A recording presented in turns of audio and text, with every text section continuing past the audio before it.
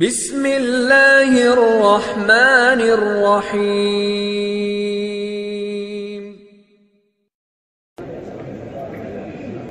وقال تعالى ومن أحسن قولا ممن دعا إلى الله وعمل صالحا وقال إنني من المسلمين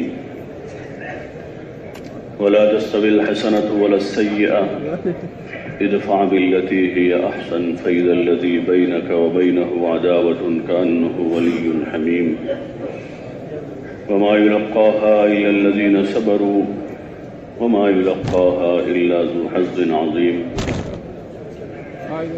وقال تعالى قل هذه سبيلي أدعو إلى الله على بصيرة أنا ومن اتبعني وسبحان الله وما أنا من المشركين صدق اللہ العظیم۔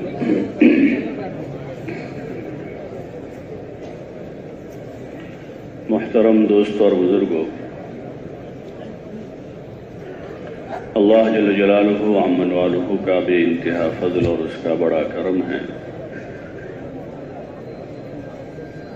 اس نے ہمیں کلمہ لا الہ الا اللہ محمد رسول اللہ پڑھنے کی توفیق عطا فرمائی اور اپنے ماننے والوں میں سے بنایا ہے۔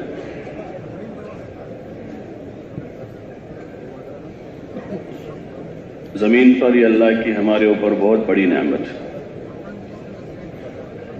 کروڑوں ایسے انسان ہیں جن کے پاس عقل، سمجھ، شعور اور طاقت، قوت، ساری چیزیں ہیں، اور وہ اپنے دنیاوی اعتبار سے بڑی حیثیت کے مالک ہیں۔ کوئی ملک کا وزیر ہیں، کوئی بڑی فیکٹری کا ذمہ دار ہیں، کوئی اپنے معاشرے میں معزز سمجھا جاتا ہے، لیکن ان کے پاس ایمان کی یہ دولت نہیں ہے۔ ان کی جو حیثیت ہے وہ وقتی ہے، چاہے کتنی بڑی ہو، اور ظنی حیثیت ہے، وہ یقینی نہیں ہے۔ ایک وقت پر وہ حیثیت ان کی ختم ہو جائے گی، پھر وہ زیرو ہے، کچھ نہیں ہے۔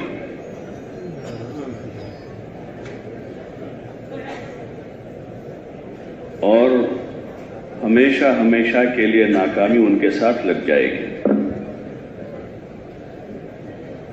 اللہ پاک نے ہم پر یہ انعام فرمایا کہ ہم کو کلمہ لا الہ الا اللہ محمد رسول اللہ پڑھنے کی توفیق عطا فرما کر ایک یقینی نعمت اور ابدی کامیابی کا ذریعہ ہمیں عطا فرمایا ہے۔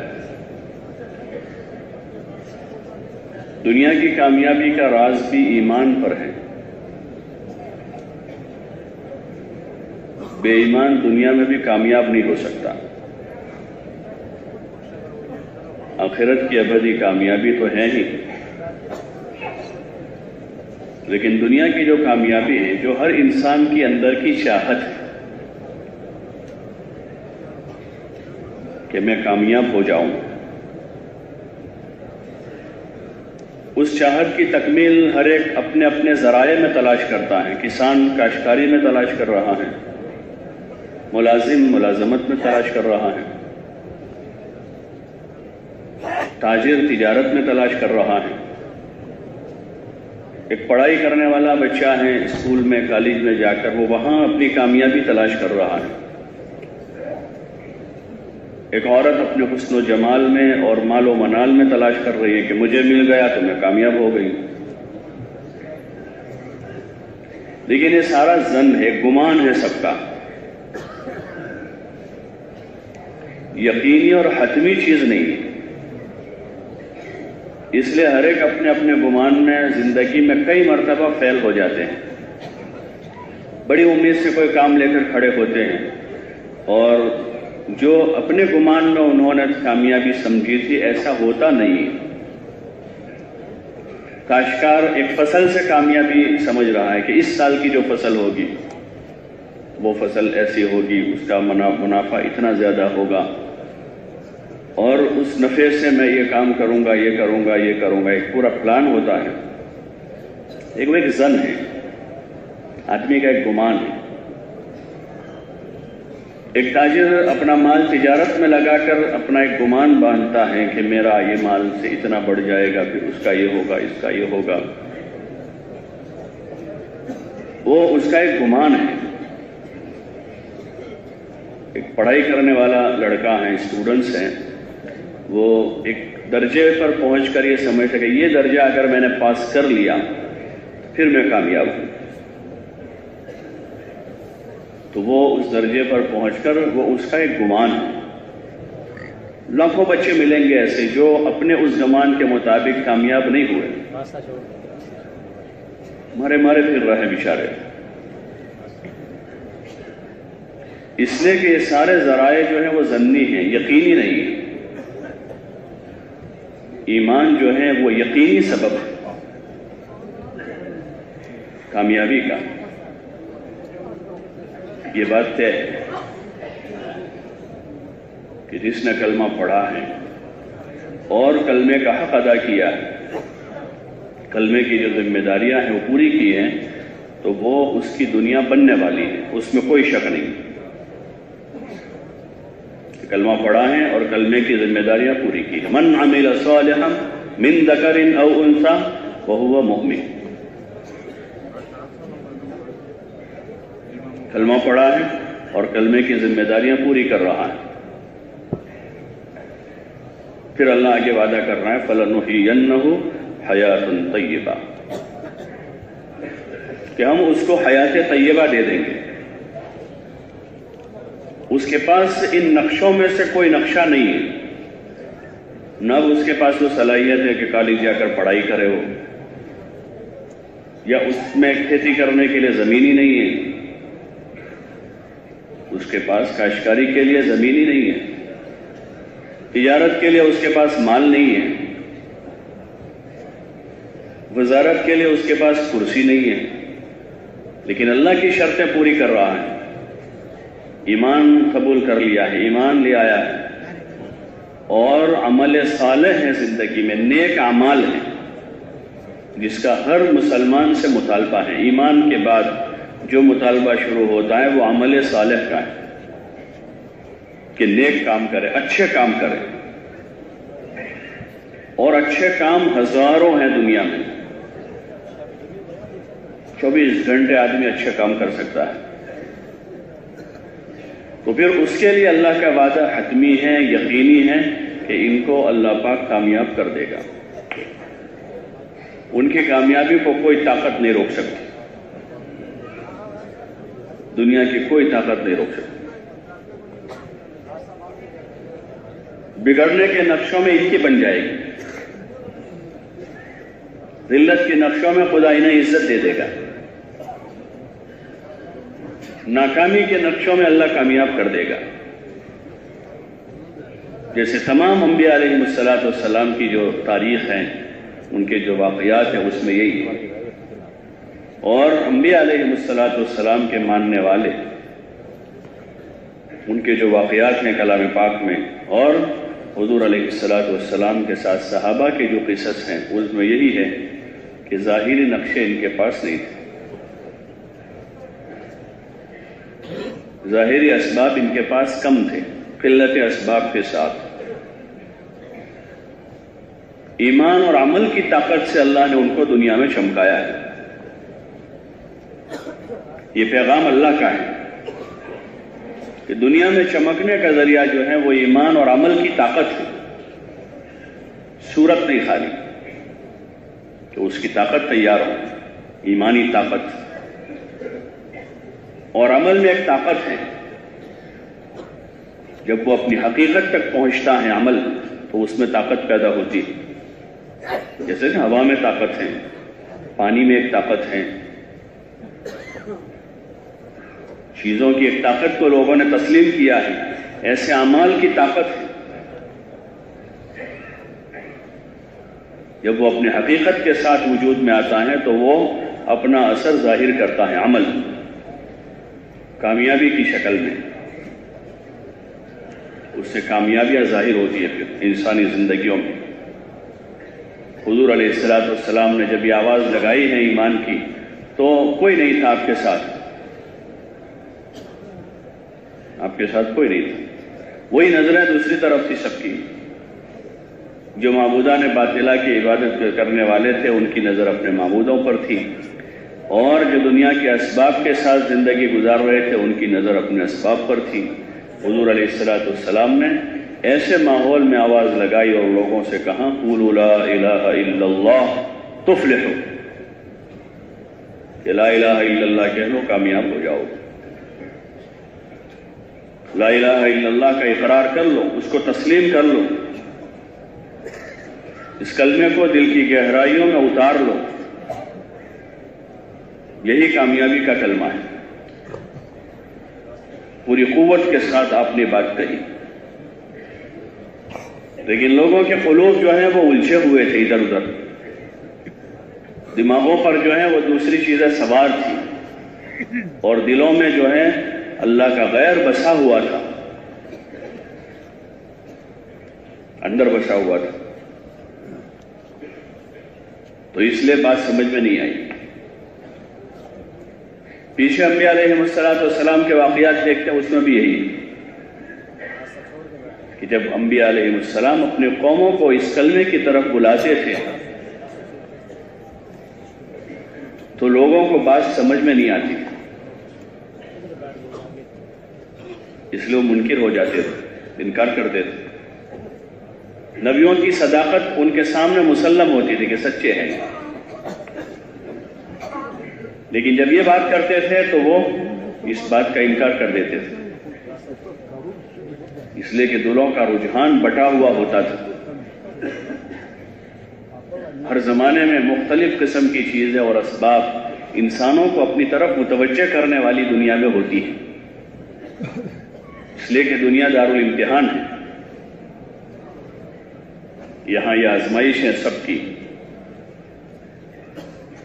یہاں امتحان ہے. امتحان ہوتے ہیں پرچوں میں، سوال جواب ہوتے ہیں، آپشن دیے جاتے ہیں. ایک سوال ہے، اس کے نیچے 4 جواب لکھے، اس میں سے کون سا جواب صحیح ہے؟ دیکھو،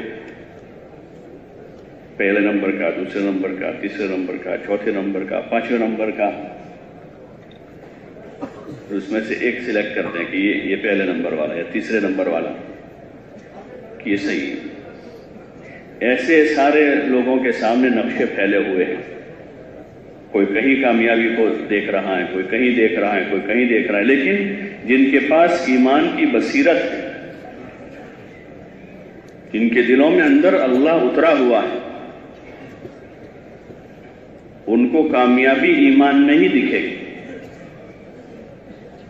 چاہے کچھ بھی آ جائے، سامنے پوری کسی کو وزارت کی کرسی مل جائے، لیکن وہ کہے گا کہ کرسی میں کامیابی نہیں ہے. پوری دنیا کا ڈھیر لا کے جمع کر دیا جائے تو وہ چونکہ وہ ایمانی بصیرت سے دیکھ کر سوچ کر کہہ رہا ہے کہ یہ کامیابی کا ذریعہ نہیں. دنیا کا مال و متاع یہ آزمائش کی چیز ہے، یہ آزمائش ہے. وما الحیات الدنیا الا متاع الغرور، کہ یہ دھوکے کا گھر ہے، کامیابی کا ذریعہ نہیں. اس میں آزمائش ہے. ہاں، اگر اس میں آدمی اللہ کے حکم پر، حضور علیہ السلام کے طریقے پر برتے گا تو اس کے ذریعے سے کامیاب ہو سکتا ہے. باقی نفس کامیابی اس میں نہیں. کامیابی اللہ کے حکم میں اور حضور علیہ السلام کے مبارک طریقے میں. مال میں، حکومت میں، زمین جاگیر میں، دنیا کے پھیلے ہوئے اسباب میں، یہ امتحان کے لیے اللہ پاک نے رکھے ہیں. لِيَبْلُوَكُمْ أَيُّكُمْ أَحْسَنُ عَمَلًا الَّذِي خَلَقَ الْمَوْتَ وَالْحَيَاةَ لِيَبْلُوَكُمْ أَيُّكُمْ أَحْسَنُ عَمَلًا. اللہ وہ ہے جس نے زندگی اور موت کو بنایا ہے تاکہ تم کو آزما لیں، دیکھ لیں، تم کو پرکھ لیں کہ تم میں اچھا عمل لے کر کون آتا ہے، اچھی کمائی کر کے کون آتا ہے، بڑی زمین لے کر کون آتا ہے، بڑی حکومت بسا کر کون آتا ہے، کہ اچھا عمل لے کر کون آ رہا ہے. یہ آزمائش ہے، اور یہ بہت بڑا دھوکہ ہے، بہت بڑا دھوکہ ہے. اس میں عموماً آدمی مبتلا ہو جاتا ہے. اس لیے انبیاء علیہ السلام کو بھیجا گیا. ہاں، اللہ نے بھیجا. هو الذی ارسل، اللہ نے بھیجا نبیوں کہ لوگوں کو بات جا کر سمجھاوے، اور بات صرف کان تک نہیں، اندر دل تک اتار دیں، تاکہ کوئی دھوکے میں نہ رہے. اس لیے کہ دھوکہ کھلتے کھلتے آدمی کے ہاتھ سے موقع چلا جائے گا. جب آدمی کے سامنے واضح ہوگا تو پھر موقع نہیں رہے گا. ربنا ابصرنا وسمعنا فرجعنا نعمل صالحا انا موقنون. جب دھوکہ کھلے گا اور آنکھ کھلے گی صحیح وہاں قیامت کے میدان میں، تو پھر لوگ کہیں گے ربنا ابصرنا، اے ہمارے پروردگار اب ہم نے دیکھ لیا، وسمعنا اور ہم نے اپنے کانوں سے سن لیا، فرجعنا نعمل صالحا انا موقنون، کہ اب آپ ہم کو موقع دے دیجئے کہ واپس جا کر ہم اب تیاری کر کے آتے ہیں. پہلے تو ہم دھوکے میں تھے، ہم کو پتہ ہی نہیں تھا، اب ہمارے سامنے سارا منظر آ چکا ہے، اب ہم جا کے تیاری کریں گے. پھر کہا جائے گا کلا، ہرگز نہیں، اب تمہارا وقت ختم ہو چکا، تمہارے پاس وہاں موقع تھا سمجھنے کا، سمجھانے کا، برتنے کا، ایمان کی حقیقت کو اپنے دلوں میں اتار کر اعمال والی زندگی بنانے کا موقع جو ہے وہ یہیں پر ہے. اس لیے حضرت مولانا الیاس صاحب رحمۃ اللہ علیہ فرماتے تھے کہ یہ ایک سنہرا موقع ہے. یہ زندگی جو ہے زندگی وہ ایک سنہرا موقع ہے کہ اس کو آدمی غنیمت سمجھ لیں. اور یہ پہلا فریضہ ہر انسان کے ذمہ ہے کہ ایمان سیکھیں. ایک تو ایمان کو پڑھنا ہے، ایمان پڑھا ہم نے، کتاب میں پڑھا، پرچے میں پڑھ لیا، یا ایمان کو سنا، بیان میں سنا، مذاکروں میں سنا ہے. اور ایک ایمان کا سیکھنا ہے، ایک ایمان کا سیکھنا ہے کہ آدمی ایمان کو سیکھے اور ایمان بناویں. ایسا ایمان بنا لیں کہ جو ایمان اللہ کے حکم پر چلا دے. رات کے اندھیرے میں، دن کے اجالے میں، گرمی میں، سردی میں، فقیری میں، تونگری میں، جب آدمی کے اوپر اطاعت کا غلبہ ہو اس وقت، اور جس وقت خواہش کا غلبہ ہو اس وقت بھی حکم پر چلا دے. ایسا ایمان چاہیے کہ خواہش کے غلبے پر خواہش کا بندہ نہ بنا دے. کہ جب اطاعت کا غلبہ ہے تو آدمی خوب جماعت میں نکل کر تہجد پڑھتا ہے اور نفل پڑھتا ہے، ذکر کرتا ہے، رو رو کے دعا مانگتا ہے، گھنٹوں بھر تعلیم میں ہے کہ اس وقت اطاعت کی فضا، اطاعت کا ماحول ہے. اور جب باہر آیا، مسجد سے باہر بازار میں گیا، تو وہاں کہ قسم قسم کی دنیا پھیلی ہوئی ہے، فواحش و منکرات کی فضا ہے، وہاں بے حیائی ہے. اس ماحول میں بھی اللہ کے حکم پر جمع ہوئے. اتنی طاقت ایمان کی ضروری ہے. لا حول ولا قوت الا باللہ، کہ ایسی طاقت اللہ کے پاس سے طلب کر دی کہ جو اطاعت کے ماحول میں بھی اطاعت کراوے مسجد میں، اور خواہش کے ماحول میں بھی اطاعت پر آمادہ کریں.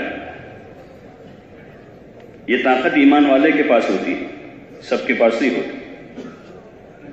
کہ جو گناہ میں بھی آدمی کو گناہ کے ماحول میں گناہ سے بچاوے، وہ ایک پاور ہے ایمان کا، یہ ایک طاقت ہے جس کو سیکھ کر حاصل کیا جاتا ہے، مشق کے ساتھ، محنت کے ساتھ. جو پہلا نمبر ہے تبلیغ میں، سے روزہ میں آدمی نکلا پہلے دن، تو پہلے دن کا پہلا سبق ہے. 4 مہینے میں نکلا ہے تو اس میں پہلا سبق یہی ہے.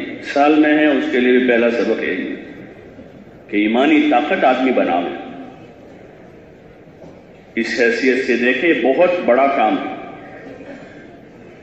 بہت بڑا کام ہے اور بنیادی کام ہے جو ہر انسان کی ضرورت ہے. صرف مسلمان کی نہیں، دنیا میں آنے والے ہر انسان کی ضرورت ہے کہ وہ ایمان کو سیکھے. اور اپنے اندر ایمانی وہ طاقت پیدا کریں جو طاقت حکم پر چلا دے. رات کا اندھیرا ہو یا دن کا اجالا ہو، فقر ہو یا مالداری ہو، گناہ کرنے کی پوری طاقت آدمی کے پاس ہو یا بے بس اور لاچار ہو، ہر حال میں چلاوے حکم پر. نماز کا وقت ہو تو نماز پڑھا دے، اور روزے کا وقت آوے تو روزہ رکھوا دے، اور حرام سے بچنے کا وقت آوے تو حرام سے بچا دے، سچ بولنے کا وقت آوے تو سچ بلوا دے، اور جھوٹ سے بچنے کا وقت آوے تو جھوٹ چھڑا دے، حکم پر چلا دے. یہ طاقت صرف ایمانی طاقت ہے. اندر یہ طاقت پیدا کرنی یہ مطلوب ہے اس دنیا میں، اور یہ ہمارے ذمے پہلی ذمہ داری ہے. ہر انسان کے ذمے پہلی ذمہ داری ہے کہ ایسی طاقت اپنے اندر پیدا کرے. اور یہ طاقت باطینی طاقت ہے، یہ دل میں پیدا ہوتی ہے. دل کے اندر یہ طاقت پیدا ہوتی ہے. جیسے حضور علیہ السلام کے ساتھ صحابہ نے یہ اپنے اندر یہ طاقت پیدا کی. حضرت شیخ رحمۃ اللہ علیہ نے حکایت صحابہ میں ایسی طاقت والوں کے قصے لکھے.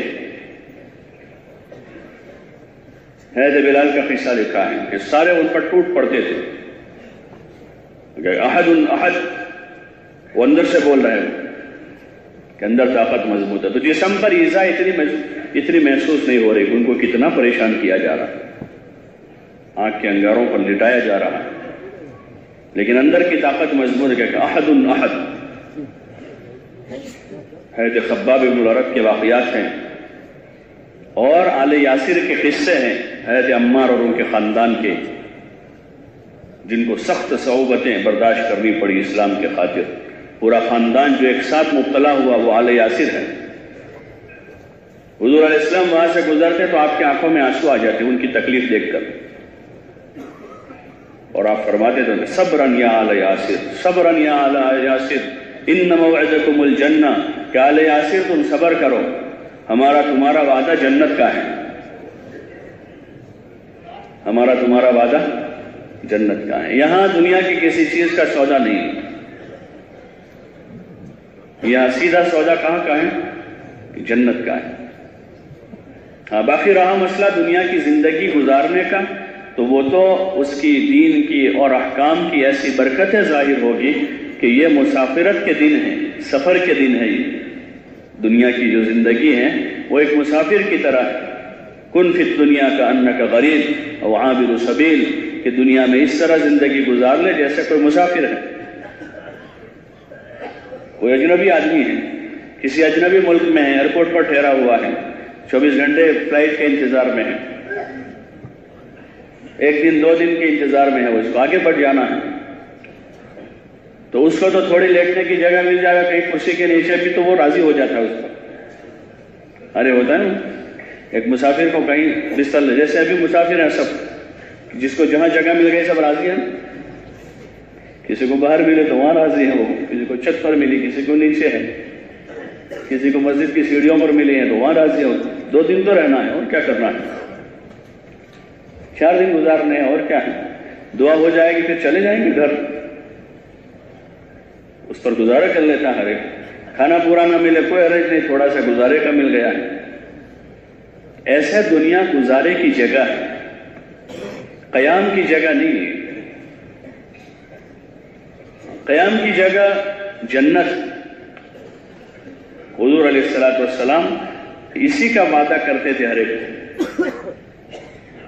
آل یاسر سے کہا ان موعدکم الجنہ، کہ ہمارا تمہارا وعدہ جنت کا ہے. حالانکہ آپ ان کی تکلیف دیکھ کر خود پریشان ہو رہے ہیں، آنسو آ رہے ہیں آپ کی آنکھوں میں، لیکن چونکہ یہ تکلیف جو ہے وہ بہت بڑی راحت کا ذریعہ بننے والی ہے، بہت بڑی راحت کا ذریعہ بننے والی ہے.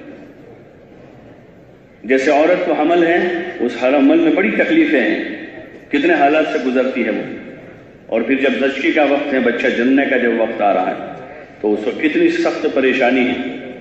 لیکن وہ جو ہے ایک خوبصورت بچے کی شکل میں وہ تکلیف بدل جاتی ہے، خوش ہو جاتے ہیں سب، وہ بھی خوش ہو جاتی ہے. کہ یہ تکلیفیں ساری ختم. تو یہ جو تکلیفیں دنیا کی ہیں وہ تکلیفیں راحت سے بدلنے والی ہیں. آپ یہ کہہ رہے ہیں ان موعدکم الجنہ کہ ہمارا تمہارا وعدہ جنت کا ہے. اس پر صبر کرنا. اصل وہ چیزیں ہیں دنیا میں حکم پورا کرنا ہے. جس حال میں بھی ہے حکم پورا کرتے رہے.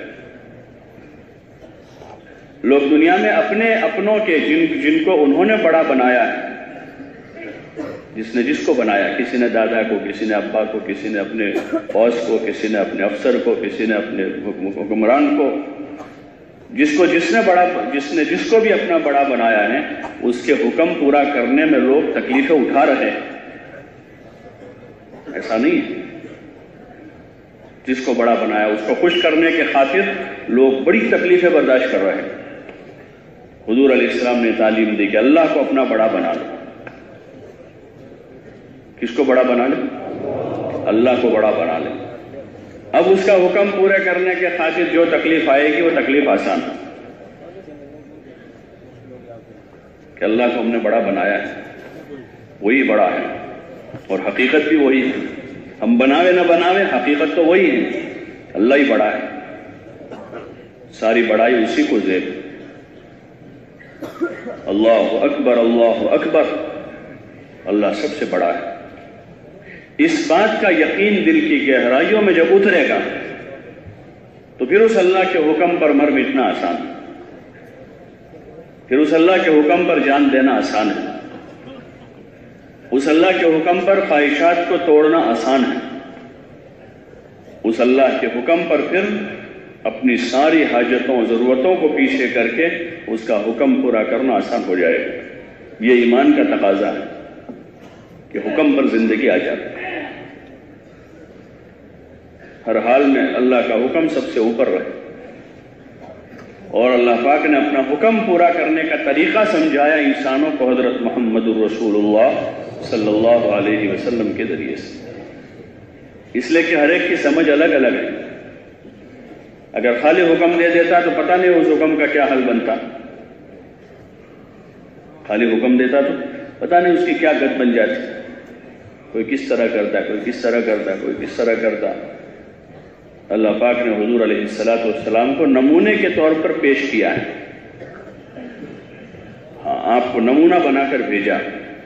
لقد کان لکم فی رسول اللہ اسوۃ حسنہ کہ تمہارے لیے رسول صلی اللہ علیہ وسلم یعنی حضرت محمد الرسول اللہ صلی اللہ علیہ وسلم کی ذات کو بہترین نمونہ بنایا گیا. بہترین نمونہ ہے. آپ سے بہتر نمونہ کوئی نہیں ہو سکتا. زندگی کے تمام شعبوں میں، زندگی کے تمام شعبوں میں قابل اتباع ذات اور قابل نمونہ کوئی ذات ہیں تو آپ علیہ السلام. اللہ پاک نے حکم دیا کہ ان کا اتباع کرو، اتباع کرو حضور صلی اللہ علیہ وسلم کا. اور پھر صحابہ کی جماعت آپ کے ساتھ رہی. انہوں نے اتباع کر کے عملی نمونے ہمارے سامنے پیش کیے. ایمان میں، عبادت میں، اخلاق میں، معاشرت میں، معاملات میں، آپس کے رہن سہن میں ایک عملی زندگی ہمارے سامنے پیش کی جو زندگی قابل اتباع ہے ہر مسلمان کے لیے، بلکہ ہر انسان کے لیے ایک بہترین زندگی ہے. وہ زندگی کے سارے شعبوں میں، عقائد اور عبادات، معاملات و معاشرت، اخلاق اور ایک عمومی زندگی صحابہ نے گزاری ہے. ایسا نہیں تھا کہ وہ فرشتوں کی طرح تھے. ان کو نہ کھانے کی حاجت، نہ نکاح کی ضرورت، نہ ان کی بیویاں، نہ ان کے بچے، نہ کوئی کاروبار و تجارت، نہ کھیتی باڑی، بلکہ انسانوں کی زندگی گزاری انہوں نے شادیاں بھی کی، ان کے گھر اولادیں ہوئی، انہوں نے تجارت بھی کی ہیں، کھیتی باڑی بھی کی ہیں.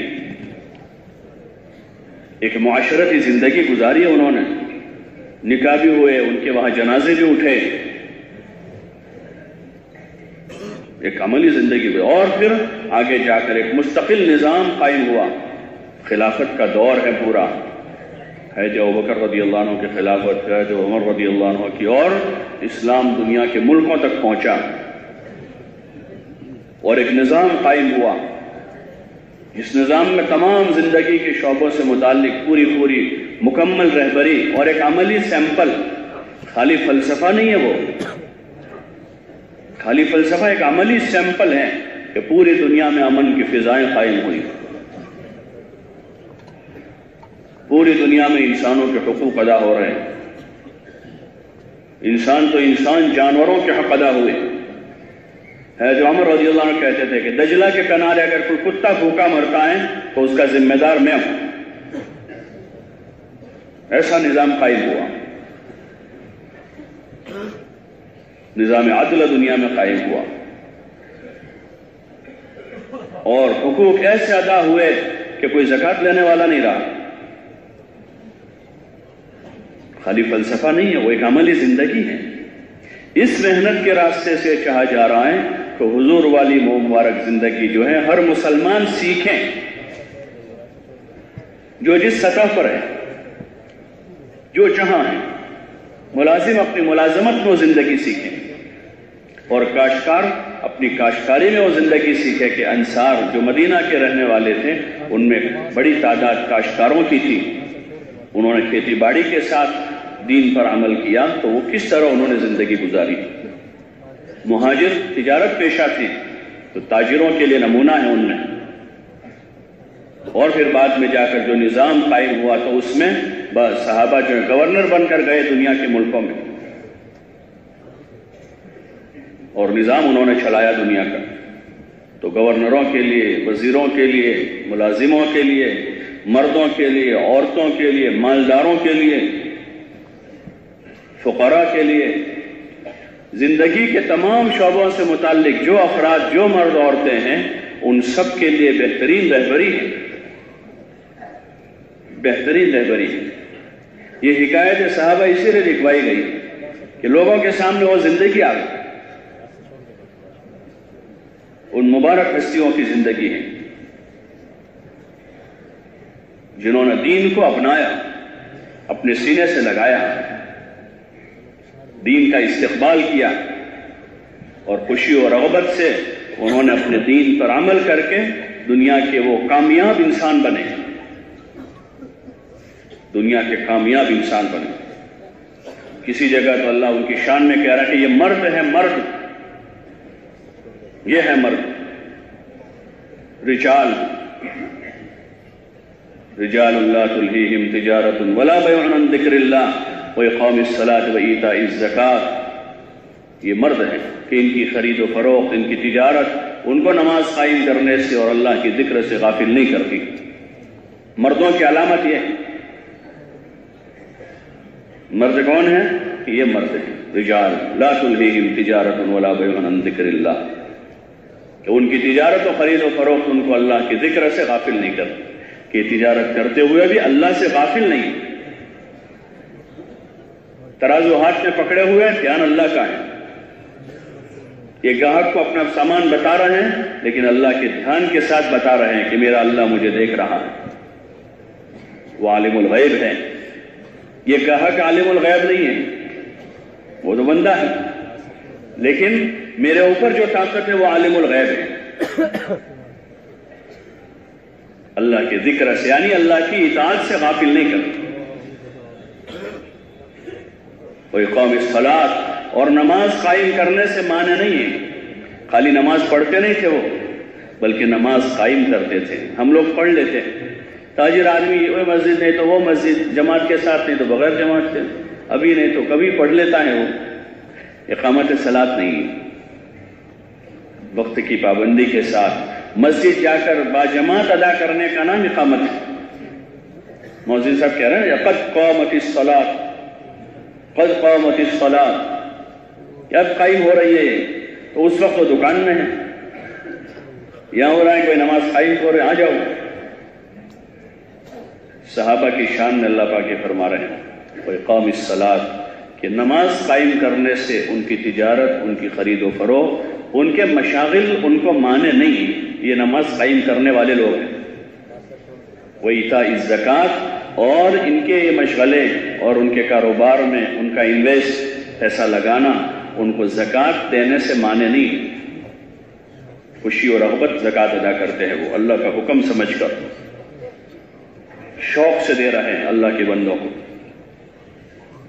کہ اللہ کا حکم ہے، اللہ نے مال کی نعمت دی ہے، اس نعمت پر اللہ کا حکم پورا کر رہے ہیں، خوشی خوشی دے رہے ہیں، بوجھ بنا کر نہیں، اور اپنا اچھا مال دیتے تھے۔ فضائل صدقات میں بہت ساری روایات اور آیات کو جمع کیا حضرت شیخ رحمۃ اللہ علیہ نے، اور صحابہ کے قصے لکھے اس میں کہ انہوں نے جب زکوٰۃ کا حکم آیا اور راہ خدا میں خرچ کرنے کا حکم آیا تو انہوں نے کیسی مثالیں پیش کی، اپنی محبوب اور مرغوب چیزیں انہوں نے دی۔ قصے لکھے نا، وہ ادھر حضور کے قاصد پہنچتے تھے، بھائی زکوٰۃ تو لوگ پیش کرتے تھے، اپنا اچھا مال دیتے تھے، نہیں حضور نے ہم کو یہ کہا کہ متوسط درجے کا لینا، کہ نہیں یہ اچھا لے جاؤ، زکوٰۃ میں دے رہے ہیں، اللہ کے نام پر دے رہے ہیں۔ اور ہمارے عرف میں کہاوت مشہور ہے کہ مری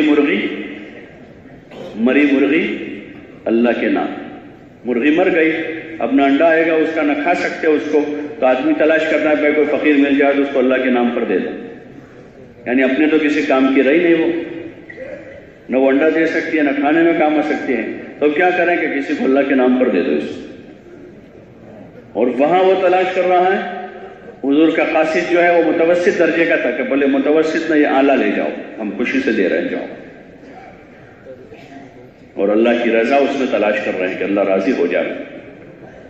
ان کی یہ صفت بیان، اور ان کو مرد کہا، ان کو کیا کہا؟ مرد، کے حکم پورا کرنے والا مرد ہے، آستین چڑھانے والا چھوڑا ہے، معاف کرنے والا مرد ہے، غصہ پینے والا مرد ہے، لڑائی کرنے والا مرد ہے، گالیاں دینے والا مرد ہے، بیوی بچوں کو دبانے والا مرد ہے۔ مرد تو وہ ہے جو حکم پورا کرتا ہے، ہر وقت اللہ کا حکم پورا کر رہے ہیں۔ کیا میں کہ بھئی ان کو ان کی نماز قائم کرنا اور زکوٰۃ ادا کرنا اور اللہ کی اطاعت پر قائم رہنا، وہ ان کے یہاں مقدم ہیں، اپنی تجارت، کاروبار، خرید و فروخت، ساری چیزوں پر یہ چیزیں مقدم ہیں۔ اور پھر مزید اللہ فرما رہے ہیں کہ خافون یومن تتقلب فیہ القلوب والابصار، یہ ڈرتے ہیں اس دن سے جس دن دل اور آنکھیں الٹ پلٹ ہو جائے گی۔ ان کو ڈر ہے تو اس کا، یہ فقر و فاقہ سے نہیں ڈرتے، یہ دنیا کی تنگیوں سے نہیں گھبراتے ہیں، یہ دشمن کی طاقت سے نہیں ڈرتے ہیں، یہ اس دن سے ڈرتے ہیں کہ جس دن دل اور آنکھیں الٹ پلٹ ہو جائے گی۔ ان کے دلوں میں اس دن کا ڈر ہے، قیامت کے دن کا۔ ان کو مرد قرار دیا۔ یہ جماعت ہے قابل اتباع، ایمان میں، اعمال میں، اخلاق میں، انفاق میں۔ یہ جماعت حضور صلی اللہ علیہ وسلم نے اپنے بعد ایک جماعت چھوڑی، اور اس میں کاشتکار بھی ہیں، ملازم بھی ہیں، مزدور بھی ہیں، مرد، عورتیں، بچے، بوڑھے، جوان، بیمار، تندرست، ہر قسم کے لوگ ہیں اس، حاکم، محکوم، آزاد، غلام، سب قسم کے، تاکہ سب کو نمونہ مل جائے، سب کو نمونہ مل جائے، کسی کے لیے حجت باقی نہ رہے، فقیر کے لیے حجت نہ رہے کہ میں کیا کروں، میرے پاس تو پیسہ نہیں تھا، شہری آدمی کے لیے حجت باقی نہ رہے کیونکہ میں تو شہر میں رہتا تھا، ہمارا شہر بہت بڑا، جیسے آج کل ہم دین پر نہ چلنے کے لیے آزاد لوگ کریں، اصل میں ہمارے شہر کا ماحول ہی ایسا ہے، ہمارے خاندان کا عرفی ایسا ہے، اصل میں ہمارا لیول جو ہے وہ بہت اونچا ہے، اس وجہ سے ہمارا یہ کرنا مشکل ہے کہ کسی کے لیے کوئی حجت باقی نہ رہے۔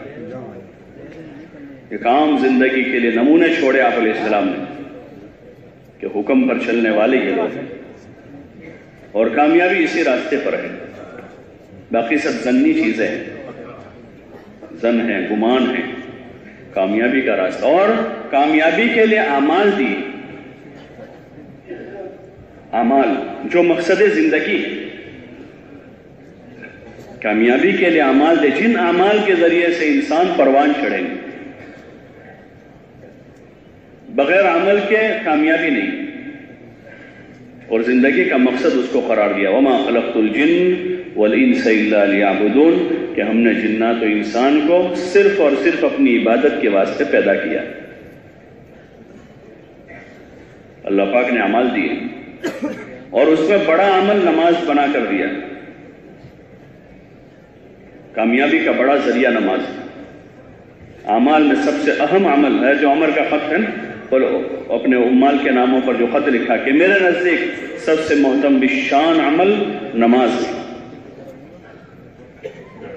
جس کی بڑی تاکید کی گئی. وَأْمُرْ أَهْلَكَ بِالصَّلَاةِ، آپ سے کہا گیا وَاسْتَبِرْ عَلَيْهَا، کہ آپ اپنے گھر والوں کو نماز کا حکم کریے اور خود بھی اس کے پابند رہیے. وَاسْتَبِرْ عَلَيْهَا لَا نَسْأَلُكَ رِزْقًا، کہ ہم تم سے روزی نہیں چاہتے، روزی تو ہم دیں گے. ایک اہم ترین عبادت ہے نماز، جو مسائل کا حل ہے. آپ علیہ السلام کی زندگی میں جب بھی کوئی مسئلہ ہے آپ نماز کی طرف گئے. اس لیے حاجت کی نماز ہے اور توبہ کی نماز ہے. سورج میں گرہن لگ جائے تو اس کی نماز، چاند میں لگے تو اس کی نماز، عید کے دن عید کی نماز، جمعہ کے دن جمعہ کی نماز. ہر وقت نماز ہی نماز ہے. صبح نماز، شام کو نماز، دوپہر میں نماز. کہ یہ اہم ترین عبادت قرب الہی کے حصول کا سب سے بڑا ذریعہ ہے. سب سے بڑا ذریعہ کہ آدمی نماز کا پابند ہو. یہ مطالبہ ہے اللہ کی طرف سے. ہاں، نماز کی آدمی پابندی کرے اور نماز کو سیکھے. بچپن والی نماز 55 تک نہیں، تو اس کو آدمی درست کرتا جائے. بچپن کے کپڑے چلتے ہیں 55 تک، اس کی سائز بڑھتی جاتی ہے، کلر بدلتے جاتے ہیں، کوالٹی بدلتی جاتی ہے. جیسی جیسی سمجھ آتی ہے آدمی کو ایسی کوالٹی آدمی لاتا ہے. بچپن کا گھر 55 تک نہیں چلتا، آدمی تبدیلی آتی رہتی. لیکن عبادت اور اعمال بچپن والے چلتے جاتے. بچپن میں روزہ جو رکھا تھا کہ روزے کے ساتھ غیبت، چغلی، کھیل کود، لایانی، 55 میں بھی وہی روزہ ہے. بچپن کی نماز میں دوڑتے دوڑتے وضو کرتے تھے، بھاگتے بھاگتے جاتے تھے مسجد میں، اور کبھی پہلی رکعت میں، کبھی دوسری میں، کبھی تیسری میں شریک ہوتے تھے. پھر وہی نماز چل رہی ہے. ایسا نہ ہو. اس محنت کا ایک بڑا مقصد یہ ہے کہ ہر مسلمان اپنا ایمان بناوے، ایمان کے بعد نماز بناوے اور نماز میں طاقت پیدا کرے، نماز کو جاندار بناوے. یہ ہم اپنی محنت سے بنا سکیں گے. کوئی آدمی ہم کو بنا کر دے نہیں سکتا ہے کہ بھئی کپڑا نہیں آ رہا، ہمیں سینا نہیں آ رہا، کسی سے سلواتے، وہ دے دے گا، ہم پہن لیں گے تو خوبصورت دکھیں گے. جوتا ہم نہیں بنا، کسی سے کروا لیں. لیکن کوئی نماز بنا کر ہم کو نہیں دے سکے گا. چیزیں جو ہے استعمال کی، وہ تو کوئی بنا کے ہم کو دے سکے گا اور ہم اس کو استعمال کر سکیں گے. لیکن جو اعمال ہے وہ آدمی کی اپنی محنت، اپنا کسب، کہ آدمی اس پر محنت کریں اور نماز بناویں. نماز کا ظاہر سب سے پہلے ٹھیک کریں. ہاں، طہارت، وضو، جو بنیادیں ہیں اس کی، اچھی طرح سے وضو کا حکم دیا، اسباغ وضو کا حکم دیا. اور آپ علیہ السلام نے فرمایا کہ میری امت قیامت کے دن اپنے روشن اعضائے وضو کے ذریعے سے پہچانی جائے گی. یہ علامت ہوگی امت محمد صلی اللہ علیہ وسلم کی کہ ان کے اعضائے وضو روشن ہوں گے. قیامت میں دور سے پہچان لے رہے. جیسے علامتیں ہوتی ہیں، یہاں پنڈال میں لوگ قیام کرتے ہیں، کچھ علامت لگاتے ہیں. یہ علامت لگائی ہے کہ یہ فلاں علاقے کے لوگ، یہ فلاں علاقے کے لوگ. کسی نے چادر لٹکائی ہے، کسی نے رسی کا، کسی نے کوئی علامت ہوتی ہے. ایسے میدان قیامت میں علامت ہوگی اس امت کی کہ امت اپنے وضو کے جو اعضاء ہیں، چہرہ، ہاتھ، پیر، اس کی چمک سے پہچانی جائے گی. اچھی سے وضو کرنے کا حکم دیا اور پھر اچھی طرح نماز پڑھنے کا حکم دیا ہے. نماز قائم کرنے کا، کہ نماز قائم کی جائے، مسجد آ کر باجماعت اس کو ادا کیا جائے. نمازوں کے اوقات کی رعایت کے ساتھ اپنے دوسرے کام طے کیے جائیں. دوسرے کاموں کی رعایت میں نماز نہ ہو. بلکہ نماز کی رعایت سے کام ہے۔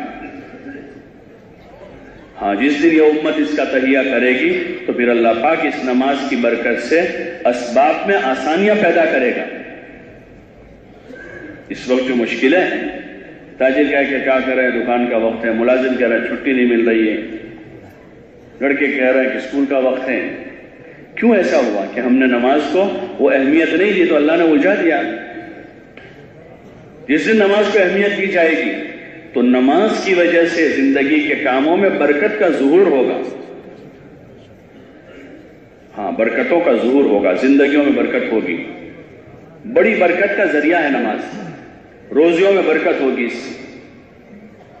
صحت میں برکت ہوگی، گھروں میں برکتیں ہوگی۔ اس حدیث میں کہ 5 انعام اللہ پاک 5 وقت کی نماز پڑھنے والے کو دے گا، کہ پہلے ہی کہ روزی کی برکت ہو جائے گی، برکت ہوگی پھر، اور برکتوں کا ظہور ہوگا اس وقت ہوگا کہ جب نماز بنا کے پڑھی جائے گی، اس کے ارکان کو ٹھیک کیا جائے، قیام سے لے کر سلام پھیرنے تک جتنے اس کے فرائض، واجبات، اس کی سنتیں، اس کا علم لے کر، یہ مقصد ہے اس محنت کا، دین کا سیکھنا سکھانا، دعوت کے راستے سے دین کا سیکھنا سکھانا، یہ مقصد ہے اس کام کا، کہ نماز کو سیکھا سکھایا جائے اور اس کو عام کیا جائے، ہر ایک نماز سیکھ کر پڑھیں۔ اس لیے مشق ہے نماز کی، خروج کے زمانے میں بھی اس میں پڑھنے کی صورتیں جو ہیں وہ تجوید کے حلقے میں ہیں، اور باقی انفرادی اوقات میں نماز کے فرائض واجبات کا مذاکرہ کر کے اس کی مشق کی جائے، قیام کیسے کرنا، سجدہ کیسے کرنا ہے، رکوع کیسے کرنا ہے، یہ اس کا ظاہری ڈھانچہ ہے، اور ظاہری ڈھانچہ بننے کے بعد پھر اس کے اندر روح پڑتی ہے، جس کو خشوع کہتے ہیں، کہ پھر اندر خشوع پیدا ہوگا، دھیان جمے گا۔ ہاں، رکعت باندھتے ہی اب اللہ میں مشغول ہو گئے، اب دھیان جمے گا۔ جیسے آدمی یہاں اچھا خاصا بات کر رہا تھا، کسی کی کال آتی ہے اور ریسیو کرتا ہے موبائل، تو اس کے بعد کہاں چلا جاتا ہے؟ یہاں رہتا ہے۔ بعض مرتبہ ہاتھ میں چائے کا کپ ہے، آدھا پیا تھا لیکن بات شروع ہو گیا، آدھا وہی رہ گیا، اس کو ہوش ہی نہیں ہے کہ میرے ہاتھ میں کپ ہے، وہ ٹھنڈی ہو گئی چائے، کہ وہ مشغول ہو گیا، بات دھیان جم گیا، پورے خشوع سے مشغول ہیں، کہ اس کا دل دماغ سب وہاں ہے جہاں بات ہو رہی ہے۔ ایسے جب نماز کی مشق ہوگی تو پھر رکعت باندھتے ہی ہم مشغول ہو جائیں گے، لیکن یہ مشق چاہتی ہے چیز۔ اس وقت دل جو ہے بھٹکا ہوا ہے، دماغ منتشر ہے، پتہ نہیں کہاں کہاں غیر ضروری چیزوں میں الجھا ہوا ہے، اور پورا اللہ کے غیر میں الجھا ہے۔ اس لیے مسجد آ کر بھی آدمی کو ہوش نہیں ہے، نماز میں صف میں کھڑا ہو کر آدمی کو ہوش نہیں ہے، اس لیے کہ دماغ غیر ضروری چیزوں میں، فضولیات میں۔ اس لیے تبلیغ میں نکل کر ایک بات کہے، میں لایانی سے اپنے آپ کو بچاؤں۔ اسے خروج کے زمانے میں وہ تو مشق ہیں، زندگی بھر کی آدمی مشق کرے کہ لایانی سے پرہیز کرے، ورنہ لایانی میں آدمی ہے نماز میں جی نہیں لگ سکتا۔ کیسے لگے گا کہ دماغ تو الجھا ہوا ہے غیر ضروری باتوں میں، کوئی کام کی بات نہیں، غیر ضروری مذاکروں میں، تفسیروں میں، تذکروں میں، حالات حاضرہ میں، حوادث میں، یہاں وہاں دماغ ہزار جگہ الجھا ہوا۔ وہ آدمی دماغ لے کر آیا اور وضو کر کے صف میں کھڑا ہے، کیسے طبیعت چلے گی؟ یہ جو انفرادی ہماری دعوت ہے کہ اللہ کو بولیں، آخرت کو بولیں، قبر حشر نشر کو بولیں، جنت جہنم کو بولیں، تاکہ وہ غیر ضروری چیزوں میں ہمارا دل دماغ الجھا ہوا نہ رہے، اور یہ دماغ اور دل جو ہے وہ اللہ میں اور آخرت میں مشغول ہو۔ پھر دعوت دے کر آدمی نماز میں آئے گا، اب جی لگے گا۔ دکان پر بیٹھ کے بھی اللہ کو بولا ہے آدمی، گھر میں بیوی بچوں کے درمیان میں اللہ کو بولا ہے، بازار کے ماحول میں جا کر اللہ کو بولا، لا الہ الا اللہ وحدہ لا شریک لہ لہ الملک ولہ الحمد یحیی ویمیت وہو حی لا یموت بیدہ الخیر وہو علی کل شیء قدیر۔ کہ بازار کے ماحول میں اللہ کو بولا ہے، گھر کے ماحول میں اللہ کو بولا ہے، دکان کے ماحول میں آدمی اللہ کو بولا ہے۔ اب نماز کے لیے آئے گا تو پھر نماز میں بھی اللہ آئے گا اور خشوع پیدا ہوگا۔ اس محنت سے یہ مشق کروائی جا رہی ہے ہر ایک سے. نمازیوں کو کہا جا رہا ہے کہ نماز بناؤ. بعض لوگ کہتے ہیں ہم تو نماز پڑھتے ہیں, جو نہیں پڑھتے ان کے پاس جاؤ کہ نمازیوں سے کہہ کہ نماز بناویں. ہاں حکومت کہتے ہیں بھائی 10 آ گئے کارڈ بناؤ تمہارا. ارے بنا ہوا ہے بھائی, اس کو رینیو کراؤ, وہ فیل ہو گیا ہے تمہارا. پاسپورٹ بناؤ بھائی, ہمارے پاس موجود ہے, اس کی ڈیٹ ختم ہے, دوسرا بناؤ. ہوتا نہیں ہوتا ایسا کہ کارڈ بناؤ, پاسپورٹ بناؤ, یہ بناؤ بھائی پہلے سے ہمارا, ارے اس کی ڈیٹ ختم ہو چکی ہے. ایسے کہ نماز بناؤ. ہے ہماری نماز کہ وہ چلنے والی نہیں ہے, جو ہے وہ جنت تک لے جاوے, ایسی نہیں. ہاں یہ اللہ کے غیر سے ہٹاوے, ایسی نہیں. اس لیے نماز بنانے کو کہا جا رہا ہے کہ ہر ایک نماز سیکھے, ہر ایک سے, اور اس پر مشق کریں.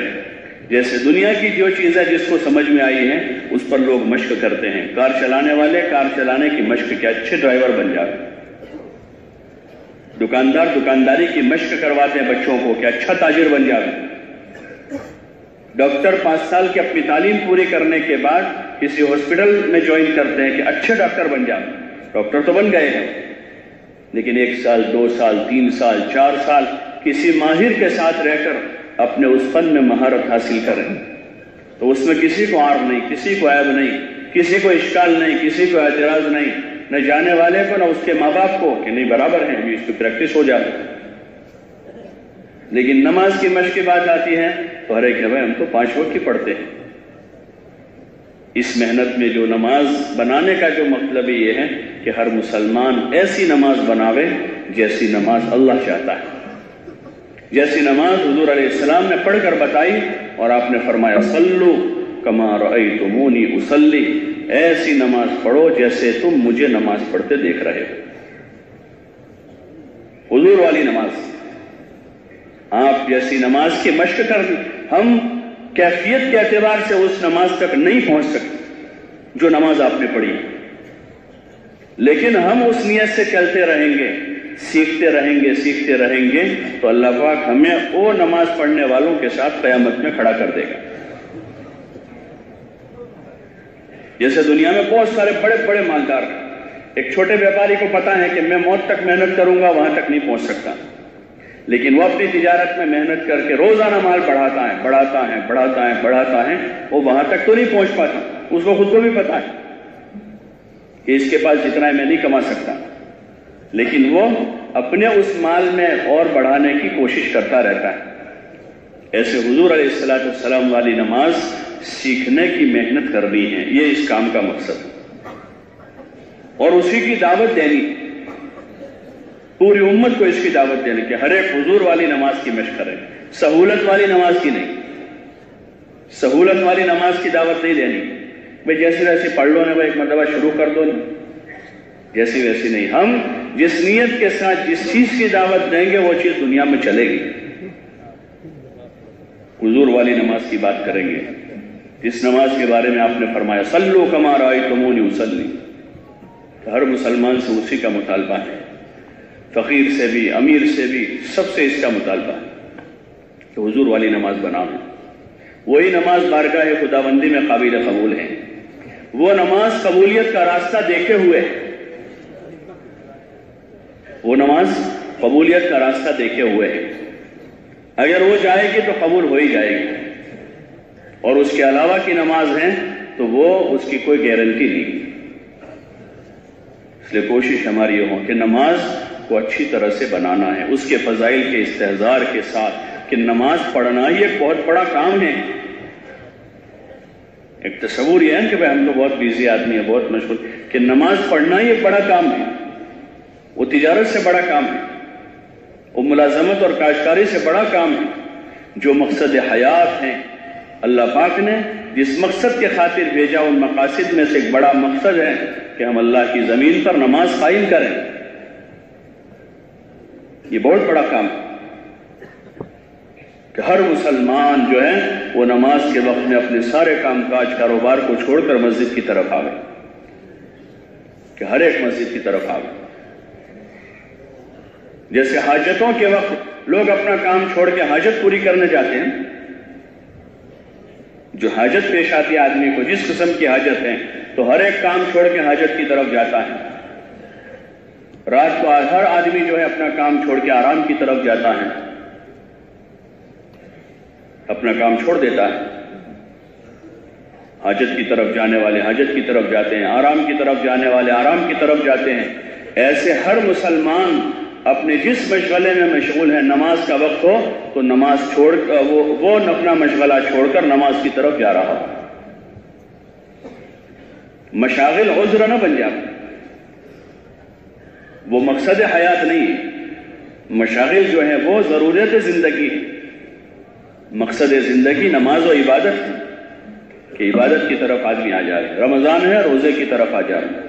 جس پر حج ہے وہ حج کی طرف چلا جائے، اس کی تجارت حج میں مانے نہ ہو، اس کی مصروفیت مانے نہ ہو، اس لیے کہ مقصد وہ اللہ کی عبادت ہے، عبادت کی طرف آئے اور عبادت میں جان پیدا ہو، رسمی نہ ہو جائے۔ یہ علامات قیامت میں سے آپ علیہ السلام نے فرمایا کہ قرب قیامت میں بھری مسجد میں ایک آدمی بھی خشوع سے پڑھنے والا نہیں ہوگا، کہ مسجد بھری ہوئی لیکن خشوع سے پڑھنے والا ایک بھی نہیں۔ خشوع کے ساتھ نماز کا مطالبہ ہے، جاندار نماز کا مطالبہ ہے، حضور والی نماز کا مطالبہ ہے۔ جب وہ نماز بنے گی تو پھر مسئلے اپنے آپ حل ہو جائیں گے، مسائل سلوٹوں میں حل ہو جائیں گے۔ جیسے یہ ڈیجیٹل دور میں جو ہے جب صحیح نمبر لگ جاتا ہے تو اپنے آپ سب کھل جاتا ہے۔ کمپیوٹر میں آدمی کا صحیح نمبر لگ گیا تو اپنے آپ سارا سامنے آ جاتا ہے، اور نمبر جب تک صحیح نہیں لگتا وہاں تک کچھ نہیں کھلتا۔ کمپیوٹر کھولے بھی فلاں ہمارا کام ہے، یہ فارم ہے، یہ ہے، وہ ہے، تو صحیح نمبر اندر لگ گیا کہ یہ نمبر ہے ان کے، تو ساری ڈیٹیل سامنے آ جاتی ہے۔ اسکرین پر نمبر صحیح آ گیا تو بیلنس پورا سامنے آ گیا بینک میں کہ بھائی اتنا بیلنس ہے، اتنے آپ نے لیے تھے، اتنے جمع کیے تھے، یہ ہے، پوری تفصیل آ جاتی۔ اور نمبر صحیح نہیں لگتا اس پر تو 10 مرتبہ آدمی کرے، 1 گھنٹہ محنت کرے، 10 گھنٹے رہے، لیکن کوئی مسئلہ حل ہوتا کہ صحیح نمبر نہیں لگا۔ ایسے جب تک صحیح نماز نہیں ہوگی مسائل حل نہیں ہوگی۔